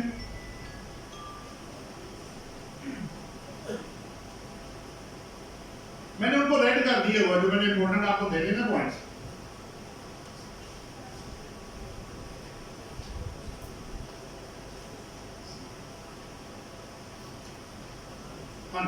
ये जिनको मैंने रेड किया ना उस पे मैंने थोड़ी थोड़ी बात आपके साथ करके तो मैं क्विकली इसमें से निकल जाता हूं। अच्छा, अब पहले को अगर आप क्लिक करते हैं करो भाई, ये बेनिफिशियल ओनर की जो डेफिनेशन थी पहले 10% था, उसको उन्होंने 25 कर दिया। बाकी एओपी और कंपनी अपने 181 के फॉर्म में जाके उन्होंने ये बताना है कि किस कंपनी या एओपी में किसकी कितनी कितनी इन्वेस्टमेंट है, और अगर आप नहीं करेंगे उसकी पेनल्टी है, वो जरा ध्यान में रखिएगा, काफी ज्यादा है। अच्छा, अब आप ये 5 डेफिनेशन आपकी ऐड में पीछे अगर beneficial owner, distributor, FMV, swaps और टैक्स इनवॉइस, इनमें कोई चेंज नहीं है। एक्ट के थ्रू बिल मैंने आपको करा दिया था। अगर आपको ना पता लगे तो मेरी वीडियो अपलोड हुई है जो मैंने आपके साथ की थी, उसको जाके देख लीजिएगा। फिर भी कोई क्वेश्चन होगा तो मेरा नंबर आपके पास है, अब मुझे फोन कर लीजिएगा। अब वापस आओ पीछे मेन पे। अब आपने 4C के अंदर आना है, जो बात हो रही है। एक्चुअली क्या हुआ, जब ये आया है जो super tax on high earning person, तो 2% फ्लैट रेट था, वो खत्म करके उन्होंने स्लैब रेट लगा दिया। अब स्लैब रेट क्या है, 150 मिलियन से ज्यादा अगर आपका टैक्सेबल इनकम होगी तो तभी आपको लगेगा। 1% से शुरू होगा, 4% तक जाएगा। स्लैब दिखाओ भाई, वो होगा नहीं, पीछे आओ, उधर स्लैब वाले ऊपर आओ, उधर फर्स्ट रूल को क्लिक करो, उधर से राइट साइड पे आओ, फर्स्ट को क्लिक करो। ये है जी आपका स्लैब। 150 मिलियन तक 0% है, 1% है 200 मिलियन तक, 150 से ऊपर फिर आगे 1% बढ़ता जाएगा, और 300 मिलियन से ज्यादा हुआ तो फिर 4% है। और ये बैंकिंग कंपनी के अलावा इसी साल से एप्लीकेबल है, जिसकी रिटर्न आपने फाइल करनी है। तो अगर आपका कोई क्लाइंट इसमें फॉलो करता है, ये इन एडिशन टू बाकी टैक्सेस है। अगर आपका मिनिमम अदरवाइज जो टैक्स है वो अपनी जगह पे है, ये इन एडिशन टू दैट होगा अगर आपके क्लाइंट का profit taxable income under the income tax law जो इस सेक्शन ने बताया, ये भी बताता चलो। इसमें टैक्सेबल इनकम निकालने का तरीका मुख्तलिफ है, ये वो वाली नहीं है जो आपने निकालनी है। इसका तरीका 4C के अंदर गिवन है, दिखाओ पीछे, पीछे ऊपर क्लिक करो ना, ऊपर डिवीजन पे, ठीक है। अब पीछे ऊपर चलो और 4C पे आओ ना, ऊपर ऊपर है ये, इसको क्लिक करो, ठीक है। ये उन्होंने बताया हुआ है कि ये तरीका एग्जैक्टली वही है जो सेक्शन 4B सुपर टैक्स के लिए। नॉर्मल इनकम प्लस इंप्यूटेबल इनकम, जो इसका तरीका बताया है वो ऐड करके अगले पेज पे आना, नेक्स्ट पे। इसमें आपने ब्रॉड फॉरवर्ड डेप्रिसिएशन और लॉसेस नहीं लेना। इस पर्पस के लिए जो इनकम आएगी वो डेफिनेशन इसके अंदर गिवन है। तो टैक्सेबल इनकम दो तरह की होगी, एक वो वाली जिसकी रिटर्न आपने फाइल कर दी है, और एक वो इनकम जो इस सेक्शन में कहा आपको कैलकुलेट करें। अगर वो कैलकुलेट करने के बाद आपकी टैक्सेबल इनकम 150 मिलियन, बड़ी अच्छी बात है जनाब, बड़े कम लोग इसके अंदर फॉल करेंगे, लेकिन बड़े सेटअप वाले सारे आएंगे। अब बैंक जिनकी 100-200 ब्रांचेज है, उसके लिए तो 300 मिलियन पीनट्स है, कुछ भी नहीं है उसके लिए। बड़े सेटअप के लिए तो पीनट्स है, ये कुछ भी नहीं है। लेकिन छोटे और मीडियम के लिए इतनी जल्दी आपका क्लाइंट इसके अंदर फॉल नहीं करेगा। लेकिन अगर कर गया तो 2022 से जनाब ये एप्लीकेबल है, और वो आपको पे करना पड़ेगा। तरीका इसके अंदर डिफाइंड है, बाकी सारा उसी तरह ही है। इंश्योरेंस बैंकिंग सब पे, बैंकिंग पे नहीं है, उस पर अलग से उन्होंने कहा है, क्योंकि उसका असल में उस पर क्यों नहीं है, उसका 4% रेट उन्होंने रेट के अंदर मर्ज कर दिया, वो 35 से 39 में चला, वो ऑटोमेटिक उसमें उन्होंने ले लिया उससे। अच्छा आप वापस आओ पीछे 4C को क्लिक करो। अब आ जाओ 7E पे। 7E क्या था जी, डीम्ड इनकम वाला मैंने आपको बताया था, वो लोग जिनकी प्रॉपर्टीज पाकिस्तान के अंदर होगी और वो रेजिडेंट पर्सन होगा, उसको उन्होंने 5% लेके डीम्ड इनकम का तो 20% टैक्स उन्होंने देना है, बेसिकली बात ये। अब किया क्या है, चेंज क्या की उन्होंने, चेंज ये की है कि रेजिडेंट पर्सन तो है, अगले पेज पे आओ, जो एक्सक्लूजन है उसको बढ़ा दिया उन्होंने। इसी पे हमने इतराज किया था जब बिल आया था, तो हमने कहा जी ये प्रॉपर्टी को थोड़ी सी है, जो मैंने आपको शुरू में बताया कि अगर आपने रेंट आउट की हुई है प्रॉपर्टी, देखिए एक्सक्लूजन क्या क्या है। पहला देखिए, self owned business premises, one capital asset. अच्छा इसमें वर्ड जो है ना, पहले था वर्ड आपका इमूवेबल प्रॉपर्टी, उसकी जगह वर्ड आ गया कैपिटल एसेट। अब वर्ड आ गया कैपिटल एसेट, बिल में था कुछ और एक्ट में आके हो गया कैपिटल एसेट। और कैपिटल एसेट की डेफिनेशन वही है जो सेक्शन 37 के अंदर गिवन है, वो आगे गिवन है, अगले पेज पे दिखाओ। और ये देखिए कैपिटल एसेट, ए में कैपिटल एसेट और फार्म हाउस दोनों डिफाइन उन्होंने कर दी। सो स्टॉकिंग ट्रेड निकल गया, स्टॉक्स एंड शेयर्स निकल गए, सिक्योरिटीज निकल गई, वो प्रॉपर्टी जिस पे डेप्रिसिएशन मिलेगी या मोनेटाइजेशन वो निकल गया, या इनके अलावा वो एसेट जो मूवेबल एसेट है 1 2 3 के अलावा, तो वो भी इसमें शामिल नहीं होंगे। पीछे वापस आओ उसी लिस्ट में। तो पहला नहीं उधर ही चलो आगे, 7E में थे आगे यहाँ। सो मेरा डायरेक्ट निकल गया। अच्छा बिजनेस के अंदर जितने भी आपके बिजनेस प्रेमिसेस हैं, अगर आपकी 10 ब्रांचेज है और 10 की 10 आपकी प्रॉपर्टीज है, वो भी निकल जाएगी, उस पर शामिल नहीं है। कैपिटल एसेट निकल गया, जो गवर्नमेंट सर्वेंट है ड्यूरिंग सर्विस, आफ्टर सर्विस जो उनको प्रॉपर्टियां दी गई है, आर्मी वाले, उसे फेडरल प्रोविंशियल गवर्नमेंट वाले वो इसमें शामिल किए गए हैं, उनको भी निकाल दिया है। फिर जो मैंने आपको कहा, अगर मैंने रेंट दिया हुआ है, रेंट पे प्रॉपर्टी में रेंट ले रहा हूँ, तो क्या उस पर भी 7E लगेगा? नहीं, वो E जो है इन्होंने क्लॉज ऐड कर दिया है कि जो रेंटेड होगी वो भी निकल जाएगी, या कोई और इनकम आप अर्न कर रहे हैं। फिर अगर आप ड्यूरिंग द ईयर को प्रॉपर्टी एक्वायर करेंगे और 236 के पे कर देंगे, वो भी निकल जाएगा इसमें से। फिर उन्होंने कहा इसके अलावा अगर कोई प्रॉपर्टी है और उसकी वैल्यू आपकी 25 मिलियन से एक्सीड करती है, एक या एक से ज्यादा होगी, तो सबको जमा करके 25 मिलियन है, तो फिर वो इसमें आएगा। फेडरल और प्रोविंशियल, जो गवर्नमेंट है प्रोविंशियल और लोकल, वो भी एक्सक्लूड कर दिया। बाकी डीएनएफपी के साथ जो लोग रजिस्टर्ड है एज डेवलपर और बिल्डर, वो भी निकल जाएंगे। तो उनको निकालने के बाद जो वैल्यू बचेगी उसकी फेयर मार्केट वैल्यू निकाल के फिर उसका 5%, आप स्टेट में फेयर मार्केट वैल्यू को 1% भी ले सकते हैं, आंसर सेम आएगा। सो अगर अच्छा, अब ये जो टैक्स होगा ये फाइनल टैक्स है, इसका आपके दूसरे टैक्स के साथ कोई लेना देना नहीं, वो अलग है, ये अलग है, ये आपने पे करना ही है अगर आप पे अप्लाई होता है तो। और किस साल से? टैक्स ईयर 2022 से। चल आप पीछे आओ, पिछली शीट पे आके मेन पेज पे आओ, अगले कौन सा है? 21 है जी, इसमें आओ, इसमें जी अगले पेज पे आओ, एक दो चेंजेस आई है आगे ये है।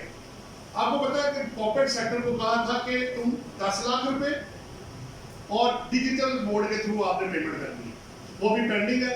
उसका 10 लाख को उन्होंने 2.5 लाख कर दिया एल की तरह, फिर 2.5 लाख से ऊपर आप जाएंगे एक हेड ऑफ अकाउंट में, तब आपको डिस्प्ले हो जाएगा एक्सपेंस आपका। प्लस वो जो नीचे 25,000 मैंने बिल में भी कहा था कि इन्होंने डाला नहीं था, वो डाल दिया इन्होंने। अगर सिंगल ट्रांजैक्शन 25 से ऊपर नहीं जाती तो फिर मुझे एक्सक्लूजन इसमें मिल जाएगी, उस पर अप्लाई नहीं होगा। लेकिन अभी ये पूरे का पूरा जो आपका क्लॉज है एल, ये बोर्ड ने पेंडिंग किया हुआ है, अभी इस पे एप्लीकेशन नहीं हुई, वो डेट नोटिफाई करेंगे, जिस दिन से वो नोटिफाई करेंगे एल ने अप्लाई होगा, अदरवाइज वो कंपनी एल के अंदर फॉल करेगी, उसी तरह वो चलेगा। आगे मेन शीट पे आके उसी तरह ए या बस 21 में कोई नहीं है, आगे चलो। आगे कौन सा था? 22 में आपको याद है उन्होंने कहा था गाड़ी की वैल्यू जो नॉट क्लेम फॉर हायर है, 25 लाख को 50 लाख प्रपोज हुआ था, क्योंकि हमने कहा थी गाड़ियों में अब तो मिलेगा ही कुछ नहीं, वैल्यू और बढ़ा है, तो उन्होंने उसको एक्सेप्ट किया लोगों के कंटेंशन को, और वैल्यू 7.5 मिलियन कर दी। अगर आपकी motor vehicle not claim for hire है और उसकी वैल्यू आपको कहां तक मिल जाएगी? 7.5 मिलियन तक। लेकिन सजेशन हमारी ये है कि लीज रेंटल को भी तो लोग कर रहे हैं ना इतनी वैल्यू, वो उधर के उधर ही पड़े हुए हैं, 28 सेक्शन में कोई चीज नहीं चेंज नहीं की गई है। आगे चलो 22 को क्लिक करो और देखो आगे क्या है। कौन सा है 23 है। 23 में कुछ चेंज नहीं है क्योंकि जो बिल्डिंग और आपकी बिल्डिंग स्ट्रक्चर है उसको इनिशियल अलाउंस है वो अलाउबल नहीं होगा, वो पहले भी नहीं था जी। वापस आओ 37 में आओ जी, ऊपर ऊपर ये बेसिकली एज सच इसमें डायरेक्टली तो कोई चेंज नहीं की गई। अगले पेज पे आओ जरा, आपको पता है कि वो पहले था आपका लैंड और इनवॉल्व प्रॉपर्टी था, कंस्ट्रक्टेड प्रॉपर्टी था, उसको 3 हिस्सों में डिवाइड कर दिया, अपार्टमेंट, फ्लैट और open land, open plot, constructed property और अपार्टमेंट। अपार्टमेंट में 2 साल के बाद 0% टैक्स होगा, कंस्ट्रक्टेड प्रॉपर्टी में 4 साल के बाद 0% होगा, और अगर आपका ओपन प्लॉट है तो 6 साल बाद अगर आप बेचेंगे तो 0% टैक्स होगा। आगे देखो, नहीं उधर ही वापस आओ ना, अभी वो पूरा नहीं हुआ, अगले पेज पे खत्म हो गया क्या? आगे चलो। इसमें जो सबसे इंपॉर्टेंट चीज है ना जी, अगले पेज पे देखना कुछ तो नहीं, नीचे आओ। अच्छा, अब जो बड़ी बहस के बाद हमने बाहर निकाला है, एक ना सेक्शन 4A जो था ना 37 का, वो खत्म हो गया। अब वो कहता क्या था, अगर आपको विरासत में या गिफ्ट में या लिक्विडेशन पे कोई एसेट आया है तो जिस दिन आपको मिलेगा उस दिन की फेयर मार्केट वैल्यू आप लेस करके सीधा बेच देते हैं। ये 1 जुलाई से एक कॉन्सेप्ट खत्म हो गया। जिसने आपको जो एसेट दिया उसकी बुक्स में जो कॉस्ट आ रही है आपकी कॉस्ट भी वही बढ़ गई, तो फेयर मार्केट वैल्यू का कॉन्सेप्ट खत्म हो गया। ठीक है, तो अब क्या होगा, फर्ज करें उसको मिला 20 लाख रुपए, फर्ज कर लेते, उन्होंने गिफ्ट कर दिया, अगर वो पैसे और ऊपर नहीं लगाए उन्होंने, जब मैं कल को इसको 4 करोड़ का बेचता हूं तो मुझे वो 20 लाख अब माइनस करना है, फेयर मार्केट वैल्यू माइनस अब नहीं करनी। लेकिन इसमें पीरियड आपकी जगह पे, अगर आप 6 साल बाद बेचेंगे, 4 साल बाद, 2 साल बाद, उसका बेनिफिट आपको मिल जाएगा, अदरवाइज उसको टैक्स जो है वो चार्ज हो जाएगा। अच्छा पीछे आओ और दिखाओ, कैपिटल 37A में ना वो बाद में आएगा, पहले वापस आओ 37 के बाद आगे 44 में दिखाओ। इन्होंने टेक्निकल असिस्टेंट, पहले पता क्या है, इसको हम कहते हैं, आप ट्रांजैक्शन करने से पहले ही ना आप एफडीआर से पूछ लेते हैं कि हमें एडवांस रूलिंग इसकी प्रोवाइड कर दी जाए, तो वो सिर्फ जनरली नॉन रेजिडेंट के लिए, उसमें उन्होंने ऐड किया कि जो सिटीजन तो पाकिस्तान है उनको भी मिल जाएगा अगर वो एडवांस रूलिंग को लेना चाहते हैं। और प्लस इसमें जो टेक्निकल असिस्टेंट वर्ड था निकाल दिया कि किसी भी तरह का कोई बंदा अगर डबल टैक्सेशन से बचना चाहता है वो आके अप्लाई करेगा, केस टू केस बेसिस हम चेक करेंगे, अगर वो इवन के सिटीजन तो पाकिस्तान भी होगा उसको करना पहुंचता होगा और वो कंडीशन मेट करेगा, हम उसको दे देंगे, but subject to fulfilment of conditions होगा। वापस आओ, आगे चलो अगले पेज, यहाँ देखो 63 है। 63 की पहले प्रपोजल थी मिट करें, लेकिन ये मिट नहीं हुआ, ये वापस इंटैक्ट हो गया है। ये आपको पता है contribution to approved pension fund था। अच्छा, 2 जगह पे आपको फायदा होगा, 63 सेक्शन वापस आया और 149 की पेमेंट जब आप करेंगे सैलरी की तो वहां भी ये माइनस होगा, क्योंकि पहले प्रपोजल थी दोनों तरफ से खत्म करें, वो वापस जो है वो रीइंस्टेट हो गया। अब पीछे आओ वापस, 63 के बाद 82 मैंने आपको करा दी है, वो हो गया। एक मिनट एक नजर देख लें, वर्ड क्या है, लेकिन ऊपर ए और बी आपको नजर आ रहा है 2 के बाद क्या कहा उन्होंने, the definition of resident reason has been amended to also include those Pakistani citizen, कौन से, who are not tax resident of any other country for more than 182 days, या who is not a resident taxpayer of any other country। अगर किसी भी country के आप resident नहीं है या 182 से ज्यादा नहीं रेजिडेंट है तो तब भी आप क्या बन जाएंगे, आप रेजिडेंट को, उस पर डिटेल सारी होगी। वापस आप 82 के बाद क्या 99 है, ये वही डिटेल्स वाला जी, वो सारी आपसे बात होगी। फिर क्या 100C है, इसमें जी यहाँ था 2024 था, इसको 2023 की है। आपको पता है कि टेबल 2 जो है ना आपका, जो ये क्लॉज 66 है, वैसे इसमें ये होता है कि जो टेबल 2 आपका बना हुआ है 13 शेड्यूल का, उसमें जो टेबल 1 में आता है उसको कमिश्नर इंटरनल एडमिट अप्रूवल की जरूरत नहीं होती, जो टेबल 2 में आता है उसको जरूरत होती है। तो ये पीरियड जो था ना उनका खत्म हो रहा था 22 में, उसको एक्सटेंड करके 23 में टेबल 1 को आगे बढ़ा दिया कि उनको अप्रूवल की जरूरत नहीं होगी। ये बस और कोई इसमें नहीं थी। आगे देखो, ये होगा आगे क्या है 111 जी, ये मैंने आपसे बड़ी 2-3 चेंजेस आपको पता है। एक वो मुख्तलिफ सोर्सेज से मनी चेंजर के थ्रू, मनी ग्राम के थ्रू, उनके थ्रू पैसा लाएंगे, वाइट होगा। प्लस इसके 4A मैंने आपसे पहले डिस्कस कर दिया कि अगर आप इम्प्यूटेबल इनकम से ज्यादा का क्रेडिट लेना है तो ऑडिटेड अकाउंट्स आप लेके आएंगे। लेकिन अब क्वेश्चन ये है कि कंपनी को तो कोई मसला नहीं है क्योंकि कंपनी तो ऑलरेडी ऑडिटेड अकाउंट्स दे रही है। मसला होगा इंडिविजुअल एओपी। अगर उसने एफटीआर में जाना है, वैसे एफटीआर के केसेस में बड़े थोड़े रह गए आपको बताइए, एक्सपोर्ट है, पेट्रोलियम वाले हैं, डिविडेंड है, प्राइस बॉन्ड है, बाकी तो एफटीआर है ही कमर्शियल इंपोर्टर, कॉन्ट्रैक्ट सप्लाई, सारा कुछ तो मिनिमम के अंदर गया हुआ है। तो ये आएगा कहाँ से? सिर्फ थोड़े से बाकी बचेंगे और वो भी एक्सपोर्टर वाले मुझे लग रहा है, अदरवाइज तो और मुझे कोई नजर नहीं आ रहा है इसमें। लेकिन बहरहाल अगर आप वर्क बैक करेंगे तो आप एक्चुअल प्रॉफिट से ज्यादा का क्रेडिट आप वो तो ले नहीं सकते आप, लेकिन अगर आपने लेना है इम्प्यूटेबल से ज्यादा तो आपको ऑडिटेड अकाउंट्स इंडिविजुअल आईओपी के देने पड़ेंगे। हाँ जी आगे देखें, लीगली ऑडिट रिक्वायर्ड नहीं है इंडिविजुअल एओपी को, बट इस पर्पस के लिए अगर आपने लेना है तो आपको कराना पड़ जाएगा। 113 की रिक्वेस्ट ये थी कि इसको फारा कर दे कैरी फॉरवर्ड को, जब आपका टर्नओवर टैक्स नॉर्मल टैक्स से ज्यादा है तो वो 5 साल का था, उसको रिड्यूस करके उन्होंने कर दिया है 3 साल कर दिया है कि 3 साल तक आप कैरी फॉरवर्ड कर सकते हैं। लेकिन एक डिस्प्यूट अभी तक है, अगर एक बंदे को लॉस है तो सीधा हाईकोर्ट की जजमेंट ये कहती है कि आप कैरी फॉरवर्ड नहीं कर सकते, टैक्स पे करना लाजमी है। जबकि ट्रिब्यूनल जो लाहौर की जजमेंट है वो ये कहती है, जो कि बाद में आई है, कि आप कैरी फॉरवर्ड इवन के लॉस के केस में भी कर सकते हैं। बहरहाल ये डिस्प्यूट अपनी जगह पे। फिर कौन सा जी 2122 कर दिया आपको, 21 में आपको पता है 6 साल कर दिए, 22 दिखाओ जी आपका वो डे से आपको पता है शो कॉज नोटिस इशू होने के बाद 122 पहले टाइम क्या था 120 दिन, अब कितना कर दिया 180 दिन। उन्होंने कहा ये टाइम बहुत थोड़ा, हम नहीं फैसला कर सकते, हमें ना आप टाइम ज्यादा बढ़ा दें, इसलिए वो पीरियड बढ़ा के 180 दिन कर दिया है। हाँ जी पीछे आओ, फिर 148 है, 148 पहले करा दिया है, इसमें 2 चेंजिंग है। वैसे कमर्शियल इंपोर्टर वाला आपको पता है वो वापस चला गया है, और जो इंपोर्टर है कमर्शियल इंपोर्टर स्पेसिफाइड आइटम के उनका रेट 2 की एक्चुअली टेबल के ना आपके जो इंपोर्ट वाला है पार्ट 1 पार्ट 2 पार्ट 3 1%, 2% एंड 5.5%। जो 2% है टेबल 2 में कमर्शियल इंपोर्टर आएगा, कुछ आइटम का उसका रेट 2 से बढ़ा के 3.5% किया है। ये 2 मेन उसके अंदर है। अब आओ वापस और 49 हो गया क्योंकि वो 60 ये मिलेंगे नहीं आपको, 62 64 63 मिल जाएगा। ये दोनों हो गए, 154 भी 154 भी हो गया। आगे चलो 174 रिकॉर्ड आपको पता है जो बाहर वाली इनकम होगी उसमें टाइम लिमिटेशन अप्लाई नहीं होगी, उसको कवर किया गया है। वापस आओ 182 पेनल्टीज ही दिखाओ, ये सिर्फ ये चार्ट है। पहली पेनल्टी आपकी जो रिटर्न फाइल नहीं करेगा उसको इनहेंस कर दिया है, और प्लस 5 नई पेनल्टी वो आपको पता है जो सेल टैक्स में भी इंटीग्रेशन नहीं करवाएगा, रिकॉर्ड मेंटेन नहीं करेगा, इनवॉइस इशू करेगा, कोड नहीं होगा, वो सारा कुछ इन्होंने पेनल्टी। अब दोनों तरफ पेनल्टी लगेगी।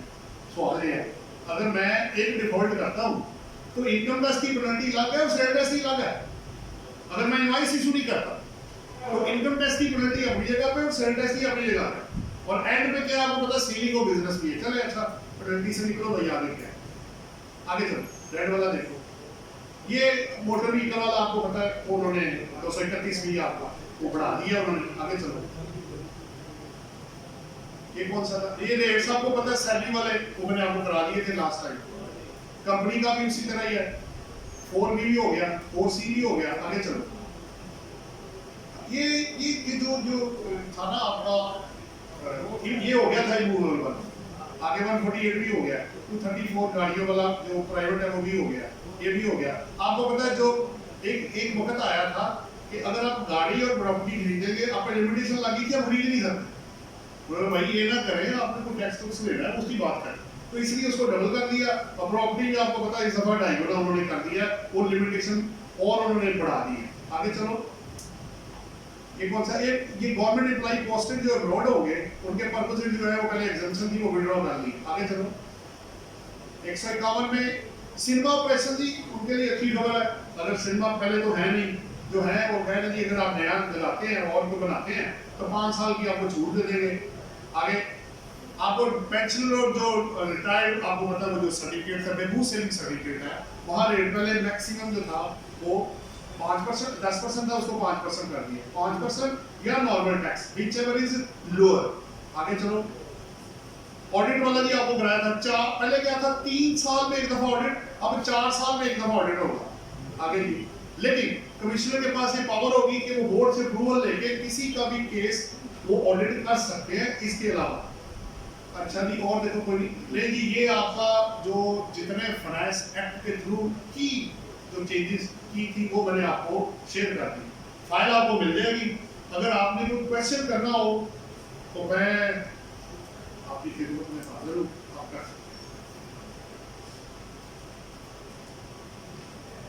सर ये 236C इन्होंने अमेंड कर दिया है, उसमें तो ये कि 236C। हाँ जी मैं आता हूँ जी, मैं कर देता हूँ। एक बात सुने, चाय जरा मुझे दूसरी दे दीजिएगा, ये ठंडी हो गई है। देखिए बात ये है, बिल्कुल ना बैठे आप तो दोस्त, असल में इशू ये था कि पहले 4 साल के बाद 0% टैक्स था, उन्होंने 10 प्रपोज किया, उन्होंने नहीं माना, उन्होंने कहा जी अब हमने मानना ही नहीं, अब आप जब भी बेचेंगे टैक्स लगेगा। लेकिन अब आपका उधर से सेक्शन ये कह रहा है कि 6 साल 4 या 2 के बाद 0 है, तो ये रैशनैलिटी आपस में मिल नहीं रही है। रेसिपिएंट पे करेगा, विद होल्डिंग तो होएगी, रेसिपिएंट क्या करेगा, उसको एडजस्ट कर लेगा, फिर यही होगा। लेकिन उनको चाहिए था कि इसको दोनों को रैशनलाइज एक तरह कर लेते तो बेहतर जी। और तो सर आपका कोई सवाल नहीं? हाँ जी, किसी और जी। सर मुझे प्रॉपर्टी का रेंट आ रहा है, मेरे पास उसका ओनरशिप डॉक्यूमेंट कोई नहीं, आपको रेंट मिल रहा है, आप ओनर नहीं है। ओनर नहीं सर मुझे ट्रांसफर कर देना, नहीं चाहिए। होता है ना बात में। नहीं, कैसे हो सकता है ना, आपको अथॉरिटी लेटर या पावर ऑफ अटॉर्नी दी गई है, आपको रेंट क्यों मिलेगा? देखिए अमूमन क्या होता है, आज जमीन होती है कम से कम, वहाँ पे लोग आके ना तो रेंट मारे। देखिए लॉ ये कहता है अगर कोई डिस्प्यूटेड प्रॉपर्टी हो ना तो रेंट जो है ना वो उसको कोर्ट को जमा होता है। आगे कल को जब ये तय होगा, देखिए आप रिसीव कर रहे हैं, आप तो मालक ही नहीं है, पूरा ये मारते तो ये तो इलीगल हो गया है ना, वो तो इलीगल है। अब सभी वो जो रेंट है उसका लॉ देखिए, मैं अगर टैक्सेशन ऑफिसर हूं, सिंपल सी बात है, मैंने कहना जनाब आप मुझे रेंट एग्रीमेंट दें, मुझे टाइटल दिखाएं, अपनी वेल्थ स्टेटमेंट दें, आपके पास है नहीं कुछ नहीं। ये भत्ता जो लोग रिसीव करते हैं टैक्स देते हैं हेलो, तो फिर ये क्यों देगा? वो तो पहले ही इलीगल मनी कमा रहा है, वो क्यों देगा टैक्स? इतना वो इंसाफ परस्त होता तो जिसकी जमीन है उसको रेंट दे देता। आप टैक्स लेने आ गए, इलीगल का कोई कॉन्सेप्ट नहीं है, इलीगल का कोई कॉन्सेप्ट नहीं। हाँ, डीम्ड इनकम को बना दें, आपके पास पैसा कहां से आएगा? आपका बैंक पकड़ा जाए, आपके अकाउंट में पैसा आया हुआ है, तो वो रेंट तो वो नहीं मानेगा, वो कहेगा जी आपकी तो जमीन ही नहीं है ये। एक और बात, फकीर या स्मगलिंग की इनकम पाकिस्तान में टैक्सेबल है, एजेंसी के नाम पीछे पड़ेगी वो लाते हैं। ये भी क्वेश्चन रेज हुआ कि क्या फकीर को भी टैक्स लगेगा? उसने कहा अगर आपकी टैक्सेबल इनकम से ज्यादा है तो आप टैक्स देंगे, बेनिफिट लिया आपने। आज स्मगलिंग करते हैं, इलीगल काम है, लॉ में वर्ड टैक्सेबल इनकम है, लीगल या इलीगल नहीं है, स्पेकुलेशन के अंदर जाके किया उन्होंने, उसको भी डिफाइन कर दिया। सो बात यह है कि अगर आप कोई इलीगल एक्टिविटी करेंगे तो जो तो को तो कोई रेगुलेट नहीं करेगा, मर रहा है उसमें, उसको एजेंसी पीछे पड़ जाएगी, भाई तुम ये क्या काम कर रहे हैं, वो अलग होगा, और जो टैक्सी जा रहे हैं वो अपनी जगह पर रहेंगे, इसलिए उसका कॉन्सेप्ट नहीं है इसके अंदर जी। और ये सर एक मिनट पहले सर ये ना मेरे एरिया में क्या बताता हूँ, मेरे पास पार्टी है, उसको रेंट आ रहा है बैंक में, लेकिन वो जो जगह है वो कब्जे की है, उसको जो मैं खड़ी हुई तो फिर देखें ना आपके सामने है ना, जब आप if you will fail to justify, देखें ओनर लाजमी है रेंटल इनकम के लिए, आप ओनर ही नहीं है, बेनिफिट आपके पास आ गया, अगर आपकी बैंक एंट्री से पकड़ी जाती है आप कहेंगे क्या कि क्या रेंटल तो ये है नहीं, इसका मतलब है कि ये कंसीलमेंट है। दूसरा, रिटर्न में आपने शो ही नहीं किया होगा, कंसीलमेंट के अलावा तो कुछ बनता नहीं, वो डीम्ड इनकम बना के आपको टैक्स लगा देंगे। ऐसा ही है ना, मेरे अकाउंट में 1 करोड़ आ गया, जैसे मोहम्मद आ गया, उन्होंने पूछा जी क्या है, मैंने कहा जी ये ना पूछे आप, उसने कहा ठीक है जी डीम्ड इनकम बना के टैक्स लगा दो। लेकिन ये जस्टिफिकेशन आपकी पूरी नहीं होगी यदि मैं रेंट कमा रहा हूं, तो आप तो ओनर ही नहीं है भाई, आप बैठे हैं, लेकिन फिर भी आप टैक्स देना चाहते हैं, लेकिन ऑप्ट करके ये प्रॉपर्टी, ये ना कि कल को पूरा रेंट भी देना पड़ जाए और प्रॉपर्टी भी देनी पड़ जाए, फिर आप क्या करेंगे? आज मैं टैक्स तो दे दूं, कल क्या होगा मेरे साथ? आपको ओनर ही नहीं है उसके, कोर्ट कहेगा भाई आपने चूंकि गलत कब्जा किया, वो सारी अमाउंट कंपनसेशन के साथ उस बंदे को वापस करो और इस बंदे को अंदर भी बंद करें। जब कानून का डंडा चलता है तो फिर बड़े बड़े लोग अनसीधी हो जाते हैं, ऐसा ही है ना। तो इसलिए दोनों चीजें ज़हन में रखिए कि आज मैं दे तो दूं, कल क्या होगा, कल भी देखना है ना मैंने। अगर इसने कल को वापस होना है तो मैं किस चक्कर में इसको ऑफर करूंगा।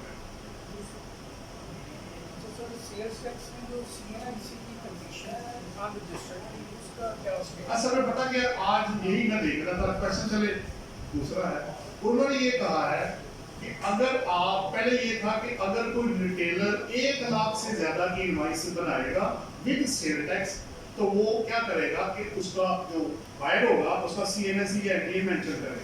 ये उसको एक्सुरियल नीचे वाले को थी, रिटेलर जो 1 लाख से कम वाला हो वो कर सकता है, ऊपर जाएगा तो फिर वो देगा। उन्होंने अब क्या किया है कि वहां पे वर्ड डाल दिया है कि जो मैन्युफैक्चरर और इंपोर्टर होगा उसका जो डिस्ट्रीब्यूटर होगा वो अनरजिस्टर्ड नहीं होना चाहिए, ठीक है। अगर वो होता है तो वो इनवॉइस वैलिड नहीं होगी, और प्लस उधर से उन्होंने उसका जो इनपुट है उसको भी उन्होंने क्या करना है, फिर रिजेक्ट कर दिया। बेसिकली ये दोनों तरफ से उन्होंने पकड़ लिया। एक और बात, इसको पढ़ने के बाद इनकम टैक्स में सेक्शन 21 के अंदर भी अमेंडमेंट आई हुई है। अगर आप नॉन एटीएल वाले बंदे को कमीशन देंगे तो आपके एक्सपेंस में भी लिमिट लगी हुई है। अब वो दोनों तरफ से पकड़ रहे हैं, ये नहीं है खाली सेल टैक्स वाले को इधर पकड़े इनकम टैक्स में छोड़ दे, दोनों को टाई अप करना शुरू कर दिया उन्होंने। इधर से भी पकड़ो ताकि अनरजिस्टर्ड बंदा या नॉन एटीएल वाला बंदा वो जितनी जल्दी हो सके अंदर आए। अब बचेगा वही बंदा जो कंप्लायंस करेगा, उसके अलावा बड़ा मुश्किल हो जाएगा। हाँ, जो बंदा अंदर नहीं है मैं उसकी बात नहीं कर रहा, जिसने लीगल बिजनेस करना है उसको अंदर आना ही पड़ेगा और कंप्लायंस करनी ही पड़ेगी। जी मिर्जा साहब कुछ कह रहे हैं। दो चीजें क्लैरिफाई करते हैं। एक तो रैंक के अगेंस्ट जो डिडक्शन है वो टैक्स ईयर 2022 से एप्लीकेबल होगी। जी 22 से ही है, 22 से ही है। वो जो 40 लाख वाली लिमिट थी ना, वो फाइनेंस एक्ट 2021 में खत्म हो चुकी है। अब वहां वर्ड है पर्सन, डिडक्शन पर्सन को हो जाए। ये पहला क्वेश्चन है कि जिन केसेस में कैपिटल गेन की लिमिट 30 जून 2022 में 4 साल पूरे होते हैं, तो और 1 जुलाई से वो लिमिट अब 6 साल हो गई है बढ़ के प्लॉट की सूरत में, ठीक है। इसको जरा एक्सप्लेन नहीं देखिए ना, बात यह है कि आपने 4 साल पूरे करने हैं from the date of purchase till the date of sale. Word है एक्सीड है, अगर आप बराबर हुए तो अंदर आ जाएंगे आप, वो 3 साल वाले में जाएंगे आप। वर्ड है कि 4 साल आफ्टर 4 ईयर है, तो आपको 4 साल पहले पूरे करने हैं। बस कर लेंगे वो 30 जून 2022 में पूरे हो जाते हैं, 4 साल पूरे हो जाते हैं। नहीं पूरे, दो चीजें अलग है, बराबर या ज्यादा।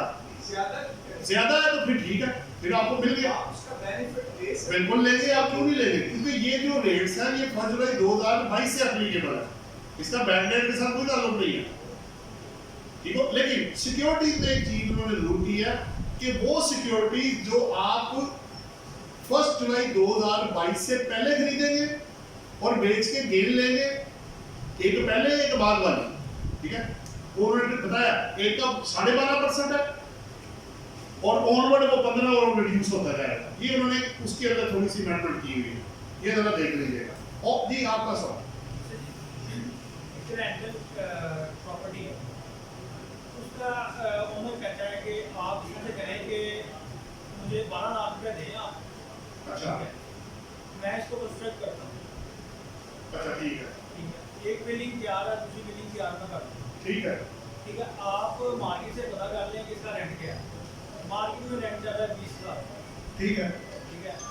अब उसने तो 12 लाख एग्रीमेंट ले लिया, अब वो कहता है कि आप मुझे 5 साल की रेंट ना दे दो, इसको कैसे दें? देखिए बात ये है, अब दो चीजें मुख्तलिफ हैं। अगर आपने कंसल्ट करना था या नहीं करना था, आपने पैसे एडवांस में ले लिए, यानी आपके पास एडवांस रेंट आ गया पूरे साल का, 5 साल का, तो 1 साल बाद आप 1 साल वाला ऑफर कर दें, बाकी को एडवांस रेंट में पड़ा रहे थे, क्योंकि ये सिक्योरिटी डिपॉजिट नहीं है। तो जितना जितना एक्सपायर होता जाएगा उतना उतना रेंट पे ट्रांसफर होता जाएगा। जी आपने वेल्थ में बाकी लायबिलिटी शो करनी है, अगर 1 साल एक्सपायर हो गए तो 4 साल वाला भी पड़ा हुआ है। मसलन मैंने आपको 60 लाख दिया तो 12 लाख निकल गया पहले साल में, 48 लाख आपकी वेल्थ में आ रहा है। फिर 2 साल हो गए तो बाकी 3 रह जाएंगे, 36 पड़ा होगा और 12 ट्रांसफर हो गया होगा। तो सर इसका टैक्स क्या करेंगे, यानी कि इकट्ठी हम जो है ना वो इनकम तो 12 उस अगर वो विदहोल्डिंग एजेंट है तो उसने तो पूरे पे काटना है, वो काट के आपको दे देगा सारा। अगर वो विदहोल्डिंग एजेंट है और नहीं है तो आप 12 लाख पे ऑफर कर लेंगे, कटा हुआ माइनस कर ले, एक्सेस पेमेंट है तो आगे चले जाए आप, वो आप आगे जाकर एडजस्ट हो जाएगा। जी और किसका था जी? मतलब एक बिल्डिंग है वो रेंट पे ली है हमने, ठीक हो जी। गया, उसमें मशीनरी लगाई है, वो हमने ली है लीज के ऊपर। क्या हम लोग इनकम फ्रॉम प्रॉपर्टी के अंदर फाल करेंगे कि उसको रेंट की नहीं कैसे कर देंगे? एक मिनट, आपने दो चीजें मिक्स कर दी। अगर लैंड एंड बिल्डिंग एक बंदे की थी, ठीक है, आपने उससे क्या लिया? बिल्डिंग ले ली, ले- वो लैंड ले ली, ठीक ले है, ली ना, उसने तो लैंड एंड बिल्डिंग दी, हाँ, तो उसकी इनकम क्या होगी? प्रॉपर्टी तो इनकम। बस खत्म हो गया। आपने आगे जाके मशीनरी लगा ली, उसका लीज रेंट लिया, अगर आप परचेज किया तो डेप्सन ले लीजिएगा, और अगर लीज होगी तो लीज रेंट आपको मिल जाएगा। ठीक हो गया? उसका उसके साथ तो कोई ताल्लुक नहीं है ना, उसने थोड़ी मशीनरी आपको लगा के दी है। अगर आप पूरी फैक्ट्री ले लेते तो फिर उसकी इनकम फ्रॉम अदर सोर्सेज है। लेकिन land and building together with plant and machinery जब रेंट पे जाएगी तो इनकम फ्रॉम अदर सोर्सेज में जाएगा। सेक्शन 39 में लिखा हुआ है। जी किसी का कोई और सवाल हो इससे पहले कि हम क्लोज करें? मुझे एक क्वेश्चन है, वो ये है कि ट्रस्ट और प्रोविडेंट फंड्स के हवाले से मैंने ये कहा वो ट्रस्ट जो प्रोविडेंट फंड ट्रस्ट एक्ट 2019 के मुताबिक इनकी कॉन्स्टिट्यूशन लॉ में ये था एग्जेम्पशन सर्टिफिकेट्स यहाँ पे रिजेक्ट हुए कि आपका जो ट्रस्ट है वो नहीं है, कॉन्स्टिट्यूटेड नहीं है ट्रस्ट है। सर इस दफा जो रिसेंट अमेंडमेंट आई है उसमें मेरा ख्याल है उन्होंने टाइम एक्सटेंड कर दिया है, उसके हवाले से सर एक ये एक्सटेंड कर दिया। अच्छा, दूसरा सर क्वेश्चन ये 236 स्कीम के हवाले से है वो जो रेंट है उसका मशीनरी और सर वो मिट हो गई आप जी मिट हो गया। आप सर्विसेज में उसको जाएगा सर वो जो रेंट है उसको 153 मान नहीं जाएगा उसको। देखिए फिर आपको देखना पड़ेगा गुड्स है, अगर गुड्स है तो 153 है, सर्विसेज है तो तब भी उधर ही है, वो देखना। सर मशीनरी को आप किस पे लेके जाएंगे? एक्चुअली हुआ ये था कि ये गुड्स की डेफिनेशन में नहीं आ रहा, ठीक है, तो हमें तो यही लगता है कि ये अब लगेगा ही नहीं। सर ये इंटरप्रिटेशन एक है कि नहीं लगेगा, दूसरी इंटरप्रिटेशन है कि ये नहीं, अगर लगना ही था तो फिर अलग बनाने की जरूरत क्या थी? फिर 153 था ना उसके अंदर, ये नहीं उसमें कवर था तभी बचा हुआ था। सर इसका मतलब है कि आप लग तो ऐसे ही रहा है, बाकी कुछ भी एक्ट करने से पहले उसको चेक जरूर कर लीजिएगा। बाकी बच गया आपका पहला सवाल कि आपने कहा कि उसमें रजिस्टर होना जरूरी है। देखिए अभी इस वक्त ये है कि सख्ती एनपीओ के ऊपर बहुत है, वो आप एनपीओ की डेफिनेशन के अंदर 236 के अंदर जब तक पूरी नहीं करेंगे आपको और अप्रूवल नहीं लेंगे अनलेस अगर रिक्वायर्ड ना हो। मेरे केस में हमने 2 केसेस में हमने एक में अप्रूवल लिया और दूसरे में हमने अप्रूवल नहीं ली, वो केस उन्होंने खोल दिया टर्नओवर टैक्स पर्पस के लिए। मैंने कहा सर बात ये है कि ये वेलफेयर सोसाइटी और बॉडी थी, लेकिन ये 1 जुलाई 2020 के बाद ना आप पे 100C के अंदर अमेंडमेंट की गई है कि अब तमाम लोगों को सवाए वो टेबल 1 वालों को, वो जो टेबल 1 के अंदर क्लॉज 66 में है उनको अप्रूवल उनको लाजमी नहीं है, बाकी सबको लाजमी है, चाहे वो वेलफेयर इंस्टीट्यूट है कुछ भी है। ये बात हो रही है, इसका स्टेटस आपका दोनों तरफ से आ गया, तो वो अब ऑनवर्ड लेना सवाए उसके जो पार्ट 1 के अंदर है टेबल 1 के अंदर क्लॉज 66 में वो निकल जाएगा, दूसरे वाला जो होगा तो उसको लाजमी है।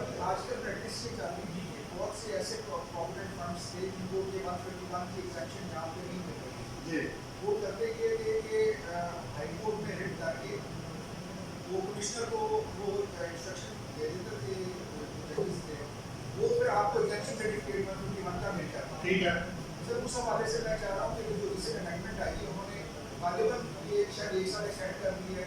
नहीं, वो तो जिसकी जो अप्रूवल 22 में एक्सपायर हो गई थी ना उसके लिए किया है, अदरवाइज तो कोई चेंज नहीं की उन्होंने। सर आप इस समय भी इस वक्त अगर कोई प्रोविडेंट फंड एग्जेम्पशन लेना चाहेगा तो वो 6 शेड्यूल के अंदर जाके वो सारी चीजें पूरी करेगा ना। सर उसको हाई कोर्ट जाना पड़ेगा या अगर देखे ना अगर तो वो दे देते हैं बड़ी अच्छी बात है, अगर वो नहीं देते तो फिर आपको इसके अलावा और ऑप्शन क्या है? और क्या ऑप्शन है? लॉ में तो नहीं ऐसी कोई चीज लिखी है। सर मुझे सर्टिफिकेट ये थी जैसे हमारे केस में 236 की हमें अप्रूवल रिक्वायर्ड की, हमने ली, जैसे ली हमने 151 के लिए अप्लाई कर दिया, उन्होंने हमें वो भी दे दिया। सर वो ट्रस्ट एक्ट के तहत कंडीशन थी कि आपका जो है फंड है ट्रस्ट एक्ट के तहत कॉन्स्टिट्यूटेड होना तो चाहिए। आपने बनाया नहीं हो उसको के तहत? वो उसने अप्रूवल नहीं है ट्रस्ट एक्ट जो रूल है इसका जो नहीं, उसको नहीं, उधर नहीं, आपने इधर अप्लाई किया है ना, इसकी प्री कंडीशन है, उसकी नहीं वो पूछ रहा। इसी की कंडीशन है कि आपका वो उसमें जी उसमें वो एनपीओ की डेफिनेशन में है ना कि इंडिविजुअल नहीं होगा और ये रजिस्टर्ड होगा, सोसाइटी या कंपनी जो भी उस लिस्ट दी है उसके मुताबिक होगा, और फिर आप उसकी अप्रूवल कमिश्नर से लेके तब वो एनपीओ बनेगा। अदरवाइज आपको क्रेडिट का सर्टिफिकेट तो देखिए, जब आपकी इनकम ही एग्जेम्प्ट नहीं है तो मैं आपको एग्जेम्पशन सर्टिफिकेट क्यों इशू करूँ?